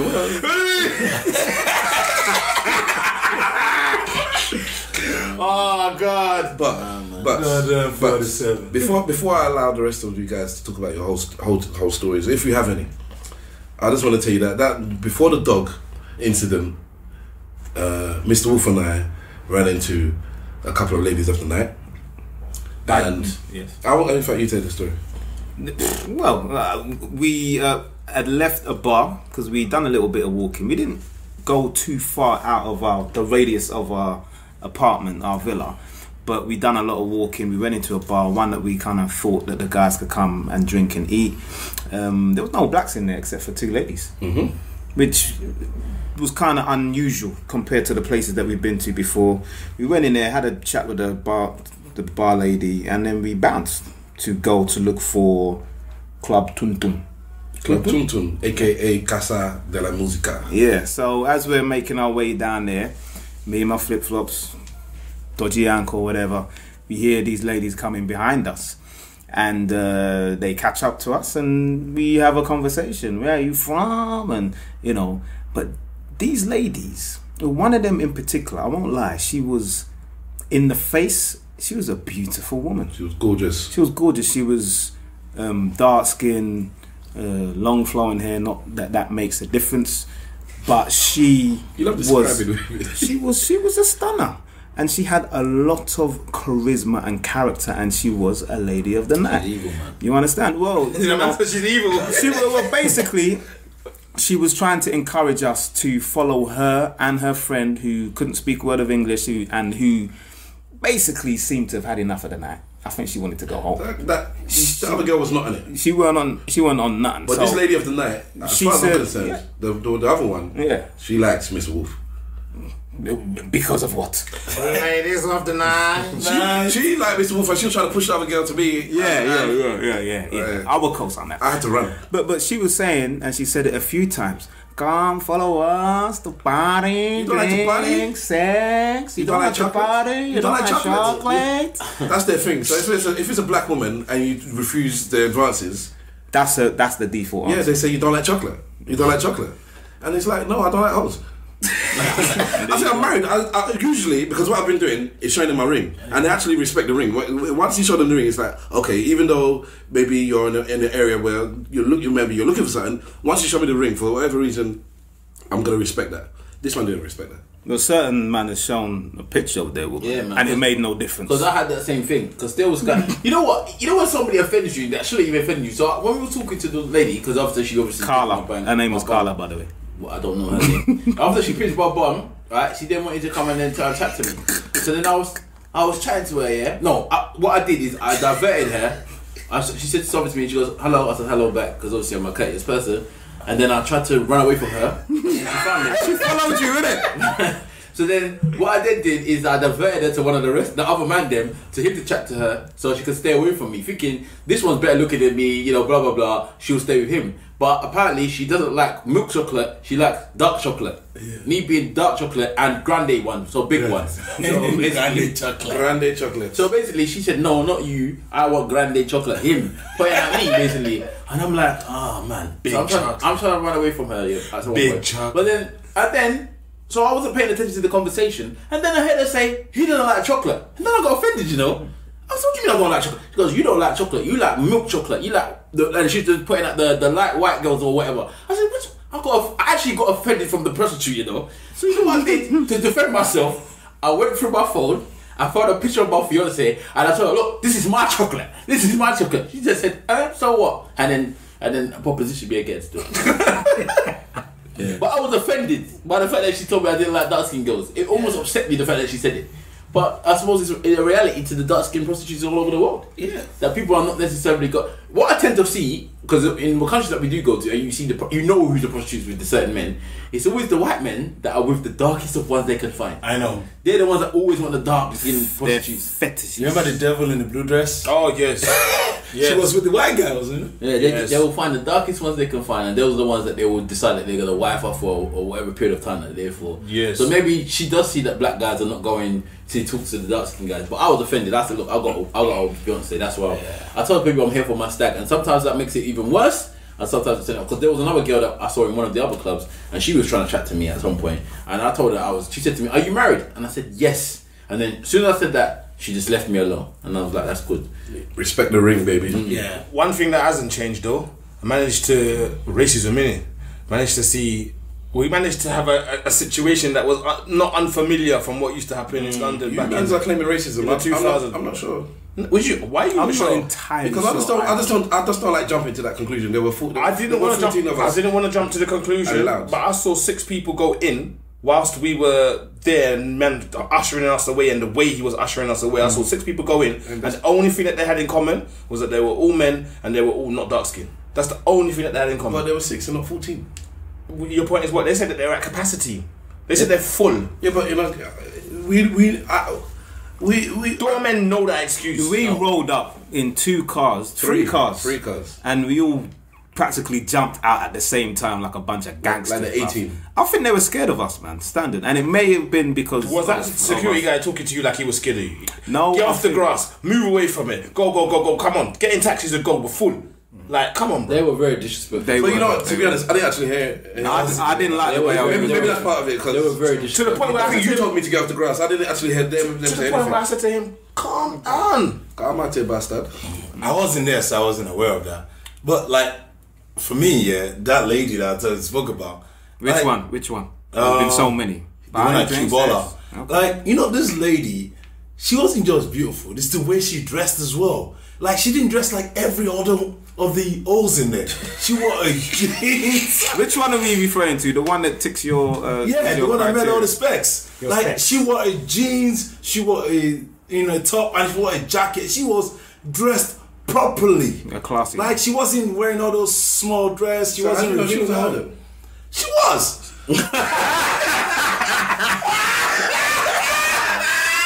I know that. She looked in my eyes. I want it to be known, yeah. No. She was standing next to another one that they were talking, but that one was dressed. You know, she might just be new to the trade. You know what I mean? She doesn't know. How to do what she's doing. I call it a trade. I want you to understand this. Like, you know, Big Wahala is a very big advocate of, you know, treating women correctly and, you know, allowing women to have equal, when it comes to stuff like sex, right, equal to men. You know, if you're calling a man a hoe, if you're calling a woman a hoe and the man is doing the same thing, she's also a hoe. So you know my stance on women and stuff like that. I'm not a bad one. But in Cuba, you are guilty until proven innocent. Right? Simple and plain. Unless you're staff, and even sometimes staff, unless you're staff, I am automatically assuming that you are a hoe until you prove to me that you are not. Yeah. Because that's what was there. And we still went back there 2 times. As soon as I felt the temptation of talking to her, I just called, you know what? 52 weeks, are you ready to go? He said, yeah. I was like, boom, let's go. I didn't even ask any other man. Alright. Just explain the 86 bitches. For people that are hearing our scream list, we don't want to come across as bad men. But yes. It's just something that usually there's a song that's the theme of a holiday when we go out in a group. The song hasn't popped up yet, but the term 86 bitches has. And it's down to on the first day we got acquainted with a guy called Angel, who had a nice taxi and who was from Miami. He told us stories of his past achievements and accolades in Miami. As a cargo driver. You know, as a cargo driver and somebody. got deported. Yeah, he was a soul trader. Just put it that way. But nah, he had a lot of good stories. And obviously, when you come to a new country, you're just wondering, are these people trying to hustle you? But he seemed quite, he seemed about his game, and he was looking to get a little bit out of us, but at the same time look after us. So he told us about this Cubana place. He also told us about what he has. He says, if you want women, I can give you women, tall, short, black, white. I got 86 bitches. And he didn't just say that once. He said it a few times. He hasn't got 82. He hasn't got 91. He's got 86. He's very particular about that particular number. Exactly. I got 86 bitches. You know when someone's specific, you start to believe them. Not only has the 86 bitches, the man kept on telling me he's got 2 wives as well. Yes, yes. 2 wives. And they live in the same house as him. He goes, I work 20 hours, then I go back to my 2 wives and all my children. And I have to then deal with the 2 wives, and I'm like, who asked you to have 2? You gotta have 2, man. Yeah, one of his ladies, or one of his girls said, look, man, we're here, we're with you more time. We come to the house. She's here. Why don't we just all stay together? And then that was it. He asked the one that was living in the house. She said, okay. And Marley's your dad's brother, man. You short the story from what I heard. The way he put it with me is he had one in his house. Apparently, he's built his nice big house from his cargo money. And he had one, and he had another one that would pop in and out. Yeah. And then eventually, the one that popped in and out made the request. She handed in her request to stay, as opposed to just be. What's it when you just come when you come on satellite worker? No, she wanted the home base, and the one that was there didn't like it, and he said, "Okay, then where you can go." Ooh, that's what he told us the night I bought the cigar, right? Yeah, he said you can go then. Like, not that it was that cold about it. He tried to keep them both there, but in the end, he's like, "Well, this is what I want. So if you don't want it, then maybe you can go." And basically, she knew what side the bread was buttered. Some of us actually met her wife. Oh, yeah, you met his wife. Yeah, she drove. Oh yeah, because she was in the car with him at one stage. Yeah. So the last time that we went to Cuba, and then I think we were looking for Mr. Wolf. Oh, that's the one that was at the front. Yeah, that's his wife. That's his wife. Yeah. Alright, so I don't like to besmirch a good man's name or the wife of another man, but did she look like his wife, or did she look not dissimilar to Ladies of the Night? Ladies of the Night. Do you know what? If somebody had told me that she was one of his 86 bitches, I would have believed. Oh shit! Goddamn 47. Listen, but things can change from one to another. Of course. Because I was walking down the street and I saw this grown, pale gentleman and a younger lady who's clearly a native, and they were walking like they were man and wife. And every part of me said, this man came here on a stag or on a vacation or whatever, and he found this woman of the night and he stayed there. And he fell in love and he stayed there. And I don't hate him for it either. At all. You don't hate him for it? No. I've heard stories like that for various countries. Dominican Republic, Brazil, and now Cuba. Even Nigeria. I've seen white men stay because I work in the oil industry in Nigeria, right? So those oil guys come to Nigeria and they fall in love with a Nigerian girl and they stay in Nigeria. Do you think they've done that because they put something in their food? No. It's not. I think they put something in their food. I think sometimes, right, these guys as well, they want the Nigerian papers, like the way you want American, like you want American UK papers. They want Nigerian visa papers because they could work in Nigeria. Okay, yeah. Because sometimes you don't have that amount of time. They're doing it like the way people who come to the UK and marry someone to get the papers. They do it too. You would never hear stories like that. People don't know. Yeah, they do it too. Okay, well, talking about stories you have, I heard you got some questions for us as a listener, as you said, as a fan. This man here, Mr. International Swagger, has been telling me off for not remembering stuff from our own podcast, because apparently he knows it all and I should remember X, Y, and Z. And I said I record it, and then most times, or a lot of it, I forget. Unfortunately, whatever you want to put it. But as a big fan, you say you remember everything, and you had some questions you'd like to give it, and seeing as we're here, you want to deliver it to us. So go on, my friend, my cousin. No, okay, I'm going to start with the one that really affected me the most. Is the one you guys did with Lady Alejandra. What's that name? Andromeda. Oh fuck, that episode. That episode messed me up. like, for me, yeah, as I said, like, I think sex is just, all those things, when she started saying those things, yeah, when I listened to that podcast, like, I could look at that sex for the next 3 days the same way. Lady Andromeda is a dominatrix, and she came onto the podcast a few months ago. And during the course of the podcast, she discussed some of her ins and outs of her business.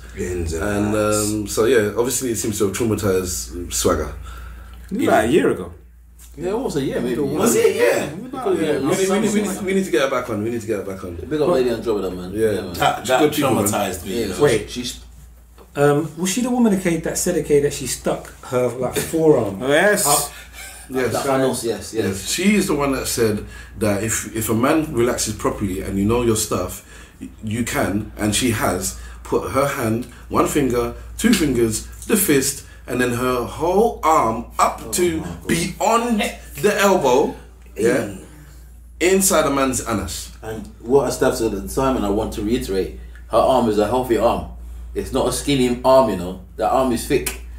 And when she put her whole arm in there, or up to the elbow, You're asking me questions I don't know. He's asking you questions like you were in the room. Yeah, I don't know. So when that happened, Did he enjoy it? Go on. no, I was gonna say, okay, was her fist clenched or? 52. Are you asking if she did a Black Power salute inside the man? Yes. Oh, Nazi Or salute. she did a handshake. Was she massaging certain things in his belly? let me go. Like, that episode traumatized me so much. I just wanted to let you guys know that. These are the things that go on in the world, man. I know, like, We're just shedding light. No, you pay enough money here, they'll do that for you too. no, don't worry, thank you. Yeah, we do everything. You want party? And you guys have exposed me so much. Seriously, as a listener of the podcast, right? Every Tuesday, the podcast is my go-to work mode. Like, it starts my morning every Tuesday, right? And because of you guys, right? I don't listen to the news. I only heard the news from you guys. From some of these stuff that happened in America as well. Like, I don't even know, and I live in America. I learned from you guys. I've listened to more music because of you guys. I've listened to watch shows and movies because of you guys. And that's impacted me a bit because that's broadened my spectrum, has broadened my horizons of stuff as well, and changed my perspective as well about some stuff. I've lived in Nigeria, and some of the things that you guys say, I'm just like, why are these guys thinking like this? Because I just think like you guys overreacting sometimes. But when I listen to some of your conversations, it changes me. Has anyone ever come to you guys like, how much impact you guys have made just by listening to your podcast on them? I think from my angle, we've had. So, but are you really just gonna pretend like you've been there with this type of Start with your name. We'd like to welcome into the podcast in the final third. Hola, señores, señoritas. ¿Cómo estás? I hope you're all well. I'm here. I arrived late, but it's Havana. We all do things slow, so it's easy. That's it. Answering your question, Mr. International, I think from my standpoint, we had a guest on second season, first quarter of it, Lady Andromeda. Wow. Yeah. Just before you come in, that's who you were talking about. So from her listening to our podcast, she is now doing her own podcast, and she done that off the back of us saying, you guys inspired me to do my own podcast. She didn't know much about it, now she started doing it. From that, she's had people who listened to her episode when she was on ours asking about their sexuality and their sexual growth. So through listening to us, some people are learning about sex in a different way. as did Mr. International Swagger. And there you go. I mean, we've also had a couple people send us emails, right, Wahala? Yeah, definitely. So we've had an email sent in. One guy actually sent us a long email saying about how we've helped him in bad time basically and stuff like that. So we've had a lot of people writing and say stuff to us. It's not. Whenever I see people that listen to the podcast, they always say something. Oh, you lot make me laugh, or you lot make my day go a lot quicker, or you lot bring a highlight to my week. Something that will make me smile and say, you know what, thank you for that. I haven't had any bad feedback from anybody about our podcast recently. Yeah, because sometimes we do say some stuff that people do not like. Yeah, I've had I personally, Stavros, have had negative feedback. I've had people cuss me because of things I've said on the podcast. Rightly they should do though. I said I was rightly. Trolls and witches. But that's you as an individual, right? That's not Me as not as a collective. As a collective of the podcast, have I had any negative criticism? Or constructive criticism as well. I said, I mean, some of them. It's all constructive. As long as you're being honest, it's constructive. Because I would like to know. And we have had negative. Sometimes some people say it's too long, and then sometimes people say it's too short. In which case, then it's not really much I can do about that. Yeah, I don't. The length doesn't concern me that much, right? Because That's not what she said. yeah.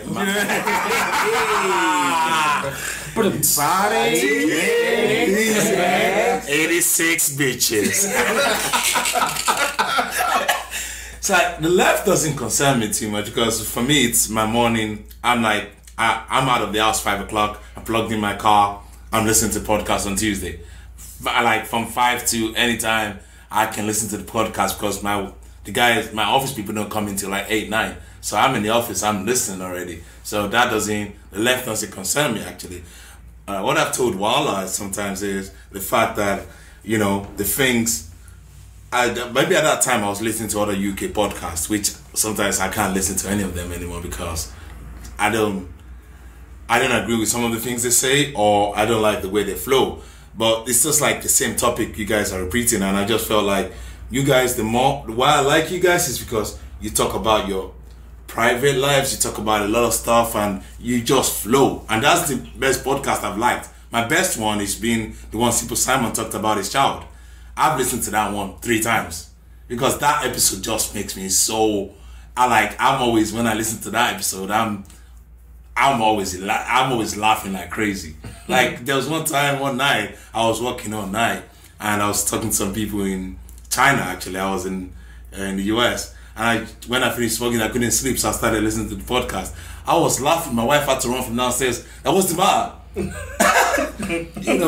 that episode was the. But I think your episode is better when you're not. I'm not saying don't talk about the things that are happening, but when you're not flowing and you're just talking about what's happening around you and you're just flowing. That's the best part I've always liked. I would segue like Wahala does.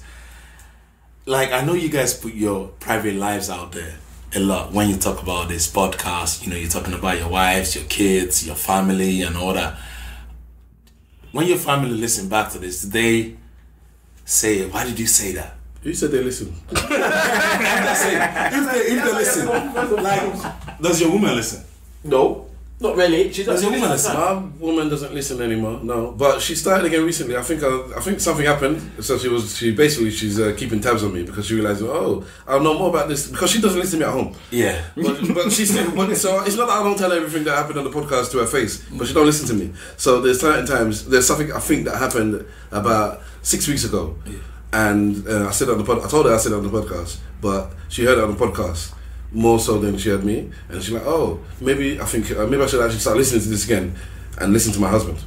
Yeah, my missus listens occasionally, but yeah, she tends to listen if I say there's something in there that she might want, or she sees some form of uproar from the people that she knows that listens. She'll be like, what are they all talking about? What did you say? I'll be like, oh god, because I know it's something problematic I probably said or something. So then she might listen then. But yeah, I don't know. I've had some things I've said there that she hasn't liked, but then I've had some things that I've said there that she's really liked a lot. But what it does do is, as Steph said, sometimes it reinforces the things that you said in your personal life with them that maybe they didn't understand when you said it the first time, but maybe because you got a little bit more time or you're not discussing it with them, or maybe you're discussing it and they're listening in, they understand a bit more about you as a person. So I don't know, maybe listening to stuff about me in my past as well, because remember, I think for all of us, we wasn't with our partners when we started the podcast. So if you go back to season 1, you're gonna hear things that you probably never you've probably not heard of. I've had ex-girlfriends on my podcast, you know what I mean? So she could have gone and listened to one of those episodes and be like, so that was the ex-girlfriend that we spoke about, or did about, stuff like that. So yeah, she listens. It's made, I don't know. What parents have been on the podcast, so that's another aspect. Yeah, they used to listen. They don't listen anymore. The parents, yeah, they used to listen at times, but I don't think it's a big deal. Yeah, anyone else? Nothing that I've said has caused an issue. Does she listen? Not really. But at the time that she does, it's never a problem. Okay. At the times that she does, it's never a problem. You should see the wavelength of when you talk. That's why it's never. How about you, simple? Good. My missus did entrapment, yeah, because she used to listen to the podcast before we got together, and she used it so that she could find out stuff about me. And then she did listen a little bit before in the beginning. She doesn't listen to it anymore. That's no problem, and my family doesn't listen to it either, so that's not an issue for me. I can imagine that maybe my aunts would have something to say. Well, why did you say that? But what can you do? It's my life. I'm telling my story. This is my story. That's how are you? My family dip in and out. They don't really make much comments about it. They just say, "Oh, you're still doing that? That's good."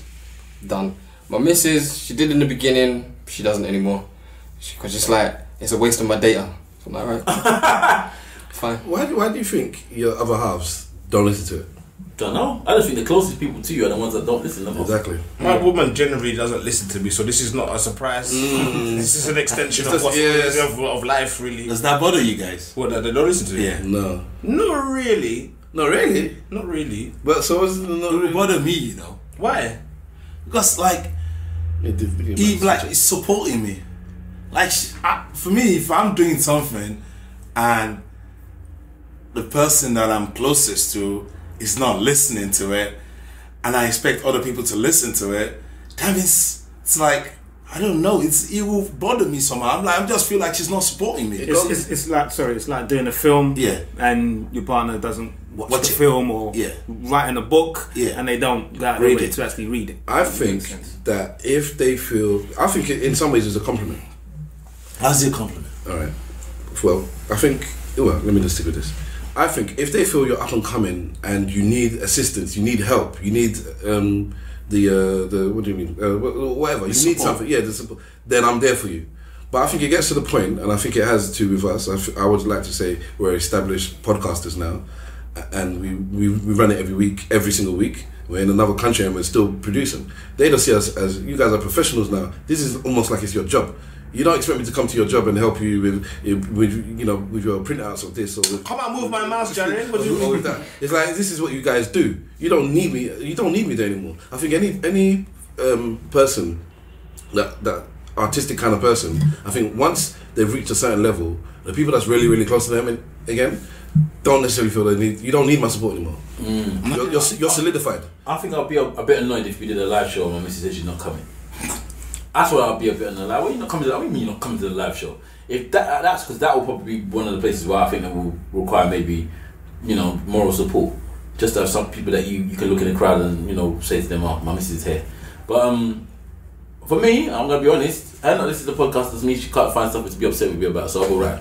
That's alright. I don't know what I'm gonna say that could particularly offend or not. So in that way, it's alright. And to be honest, she's got a lot of stuff that she doesn't listen to podcasts in general. If she was listening to other people's podcasts and she wouldn't listen to mine, it's a big thing. Like, you listen to this man, listen to the next man, you don't listen to mine. Yes. Like, it's a big thing. But she doesn't listen to podcasts in general. If she was a podcasting person and she said, "Well, you know what, I ain't listening to yours, but I listen to this person's or that person's," then I'll be vexed. Like, I listen to the next man's podcast, not listen to mine. Do you know what? Similar to what Big Wahala said, 52 weeks later here. So my wife doesn't watch the YouTube videos that I did. And the thing is, I think it's a case of that. It's not even that she doesn't even listen, to. It's not because she doesn't normally listen to YouTube videos. It's that she's not interested in that topic, that subject. It's only because I'm there that she started watching it in the first place. So, like, I think same way with the podcasts. Like, they know you, they know like the crew, and so like the thing is, it's just like, oh, these guys talking again. And So, they've been there before. Yeah. This is it. So like the thing is, if there was a similar like ESN crew, and then they were doing the same topics, exactly the same thing, I can understand you guys being upset, but I just don't think they're in that podcast kind of like realm. I agree. I got a friend who said that she don't listen to the podcast. I said, why? She said, because you're on it. I said, what's that got to do with anything? She said, I don't want to hear your voice. I said, okay, thanks. Oh yeah. Damn. The actor, how about you? I know your woman is South African. And Yeah, it's not their culture, it's not their lifestyle. They don't listen to podcasts. It's not a thing for them. They listen to house. This is house. We do a podcast around house. Maybe she might listen. I don't know. Maybe. But yeah, it's not their culture to listen to podcasts. okay, my last one. Oh, go on. Yeah, my last question is I've listened to podcasts that are not as big as you guys, right? And they have sponsorship or somebody. When are you guys gonna do something like that? Because When I they think pay us the correct money. because I think you guys are big enough.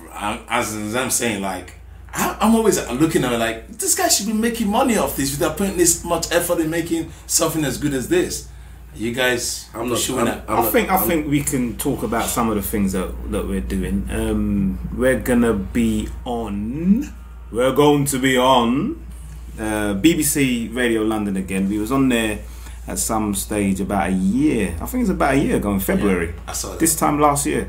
And if we weren't on the trip, then we would have been on Sunday. And I've just told the guys. Yeah, now. thanks for telling us. Yeah, I got the text message, I think maybe yesterday or so. So it's news to everybody. But yeah, we are away, so there was no way of us getting on there. But it's most likely that we will be on there in the next few weeks, and also Colourful Radio Network. And a few other things after that. So we are doing things, and we're going to have quite a few special guests on the podcast as well to help push our brand. So you want to answer his question? We're a twice nominated podcast, and I think my own personal opinion why we haven't been approached by anybody yet. I think they're waiting for something from us that will tip them over the balance and say, right, now it's time we take them on. Now it's time we give them money and make sure they blow to bigger proportions. That's me personally. I think it's more about popularity. So I mention those things because we're using that as a tool to boost our popularity. So when the popularity does raise a little bit, I think you'll find that people will start to notice us a little bit more and then begin to give us our accolades. We got nominated twice. Yeah. For what? We got the Screen Nation one, and what was the one, the podcast awards before that? Oh shit! Oh yeah. Okay. So without pushing ourselves, we're still kind of out there. I think that in the podcasting world in the UK, a few of them know us, and we're quite respected in the black podcast field anyway. In the UK black podcast field, we're quite respected to some respect, which for me is enough. If I'm going to be honest, I would like to be able to get sponsors in and maybe get some money from sponsors, but it's not in my brain the be all end all if we don't get something like that. And I can completely understand anybody that listens to us will say, you're not the first person to say that. You should be making money from this. You're not putting in the time and the effort, and eventually, hopefully, it will pay dividends. But right about now, I just want to give a good product. I'll do this for my mental health.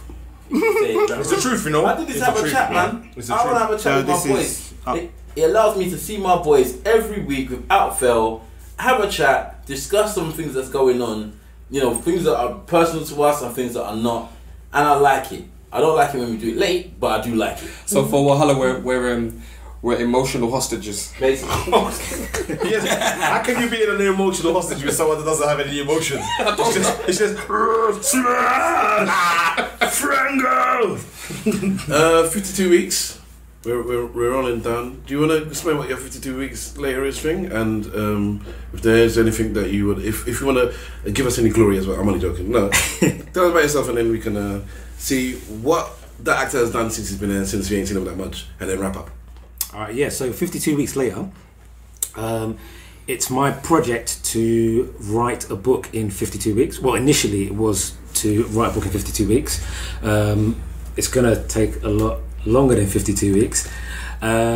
So it's about me and my travels as a black guy traveling Japan in the year 2010 to 2011.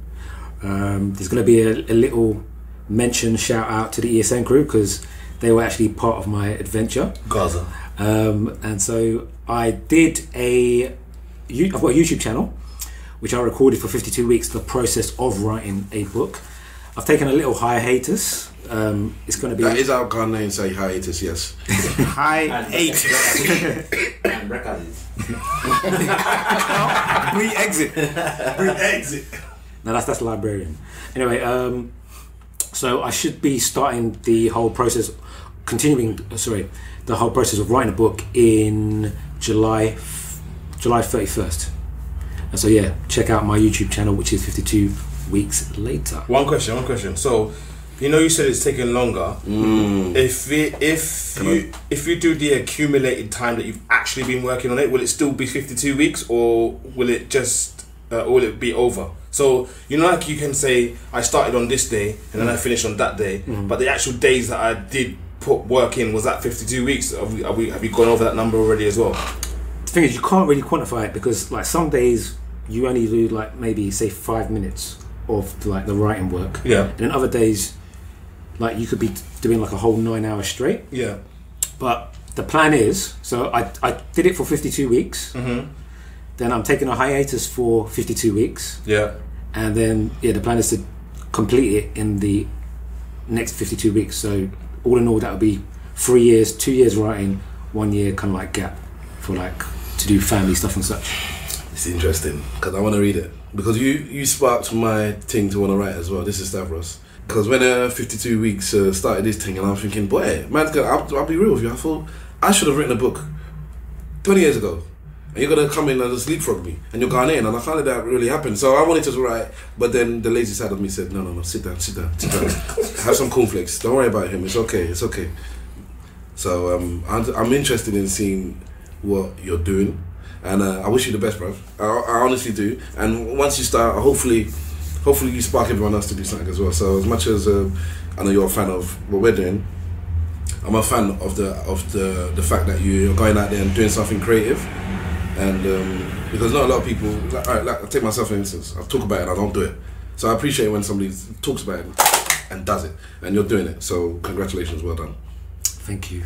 And like, the thing is, as well as just writing a book for me, this whole process I wanted to help inspire people, and then I thought by doing videos and such would kind of like keep me on track, because people will like tune in to see the videos, and then puts more pressure on me to actually complete it. Accountability. Yeah. That's it. Give seconds. That's the only reason this podcast exists. In terms, if these four weren't here, I would not be doing a podcast. I would have stopped long time. So I get that. You got the whole world watching you. I just got 4 blacks. You definitely got about 6 book purchases in here already. So if anything happens, I ain't buying this book. What? You ain't buying it? I ain't buying this book. Why? Because you don't deserve my money. Wow. And he knows why. It's Ghanaian. Yeah. I told you Big Wahala is my arch nemesis. He's Nigerian, I'm Ghanaian. He supports Arsenal, I support Man United. He's big.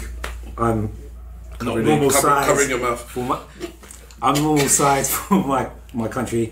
For your country. I like that little addition there. No, we are opposites, but yeah, I'll buy his book, man. I'll buy his book. That's to trash it. That's the best way. I'm gonna go listen to all his YouTube channel now, because I like supporting people.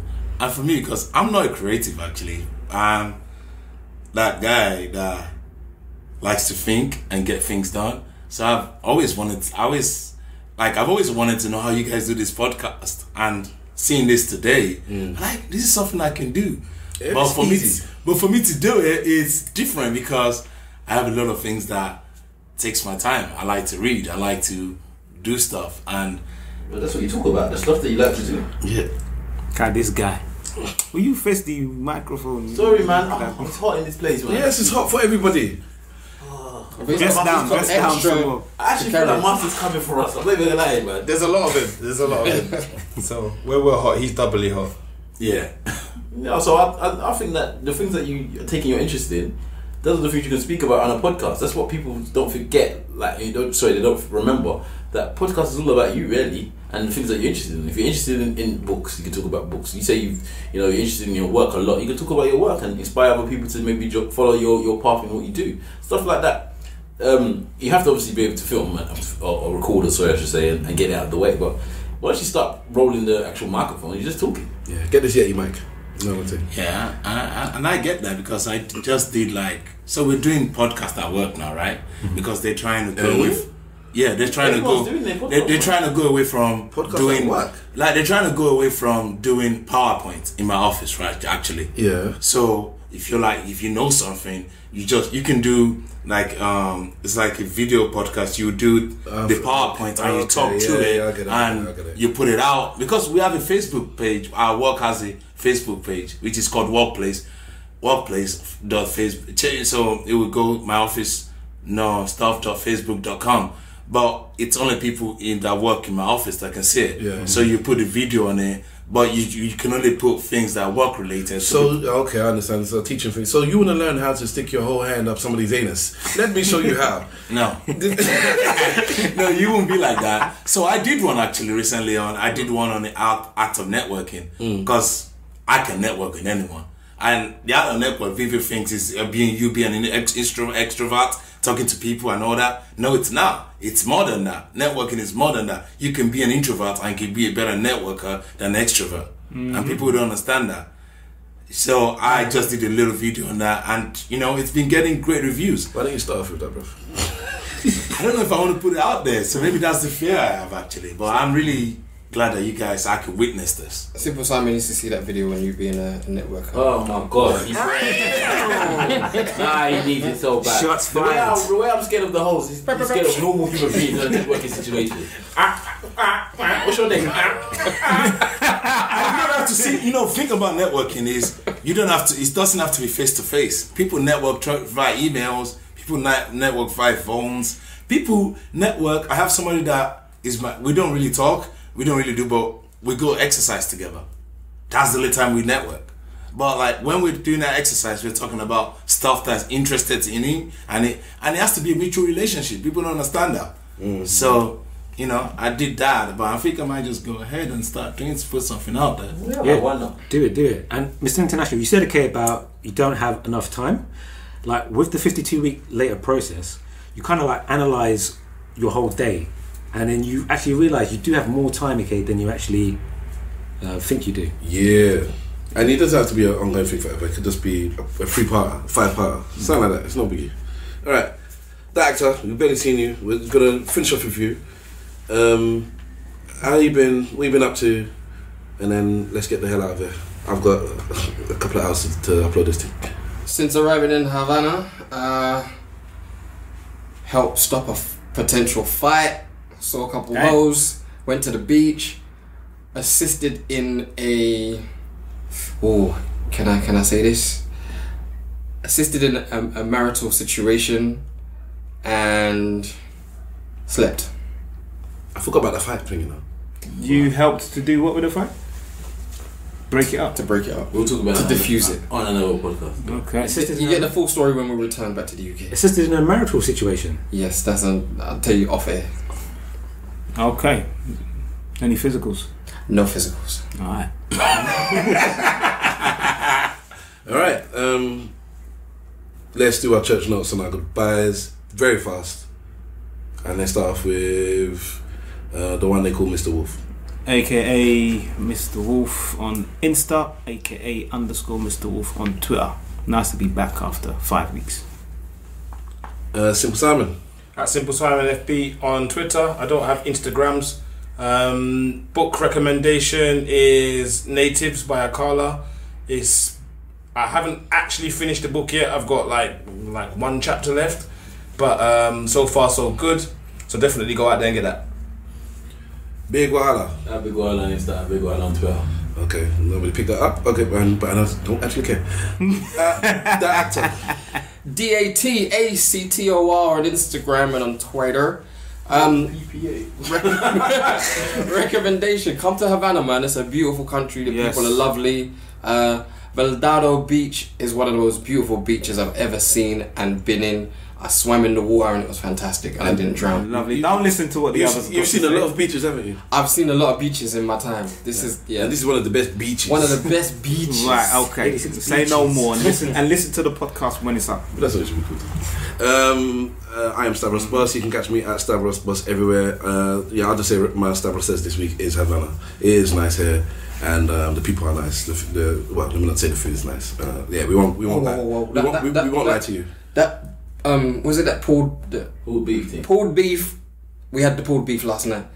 It's amazing. I told you about the pulled beef. I might take It's amazing. When somebody's fat, you should follow them on the table. I don't understand what you're doing. Because I don't really eat red meat anymore. But I might have to have a go. We want to try and find out if they could do it with chicken. What they did with the beef, if they could do it with the chicken, even better. But yeah, pulled beef, paella, everything. Shit. How do they say that every country where rice and beans is a staple, the women have big bums? Yes. Let me that up, thank you. Yes. All right, so to our guests, we'll start off with the one on my right. Thank you very much for coming to the podcast and to the Stag. Very much appreciated. 52 weeks later, talk to the people. 52 weeks later, you can catch me on Twitter, on Instagram and YouTube at 52 weeks later.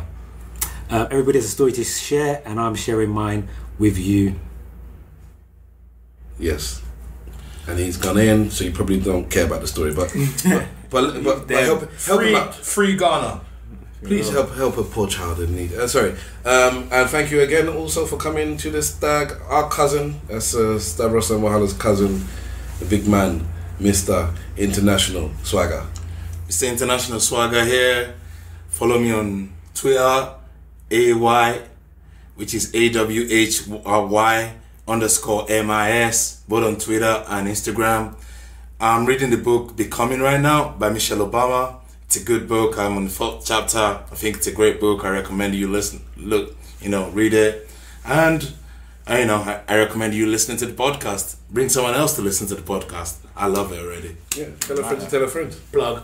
Yeah. All right, thank you very much for listening to episode 112 of the Eloquently Saying Nothing podcast, coming from Cuba, Havana.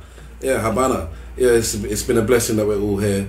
Remember to love those who love you and to love everyone, even if they don't, and to enjoy life because you have to. Party, drink, sex. 86 bitches. Hola people, remember if you ain't saying nothing, say it well, muchachos. Flag for life. Send us food. Yes. Get out of here, man. I feel like I'm about to. Hey, where was this? That was in one of the restaurants on the down. Which part of the garden did you guys that to? You're at the beach. I don't know how long we were there for though, but we were there for a minute. To when? Brother, they followed us exactly the same thing that we did. They did. They left around the same time. They came back around the same time. I'll go to this.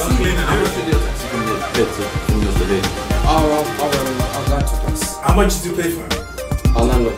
How much? How much did they take from your I'll have to express it. How much did they in the car? Really good. No, they went in the car when he dropped me here. Oh, they took you to Ricardo. Yeah, they took us to the I'll say how much it cost you to come here? Oh, the landlord got me here. For free. They got Wi-Fi and free travel.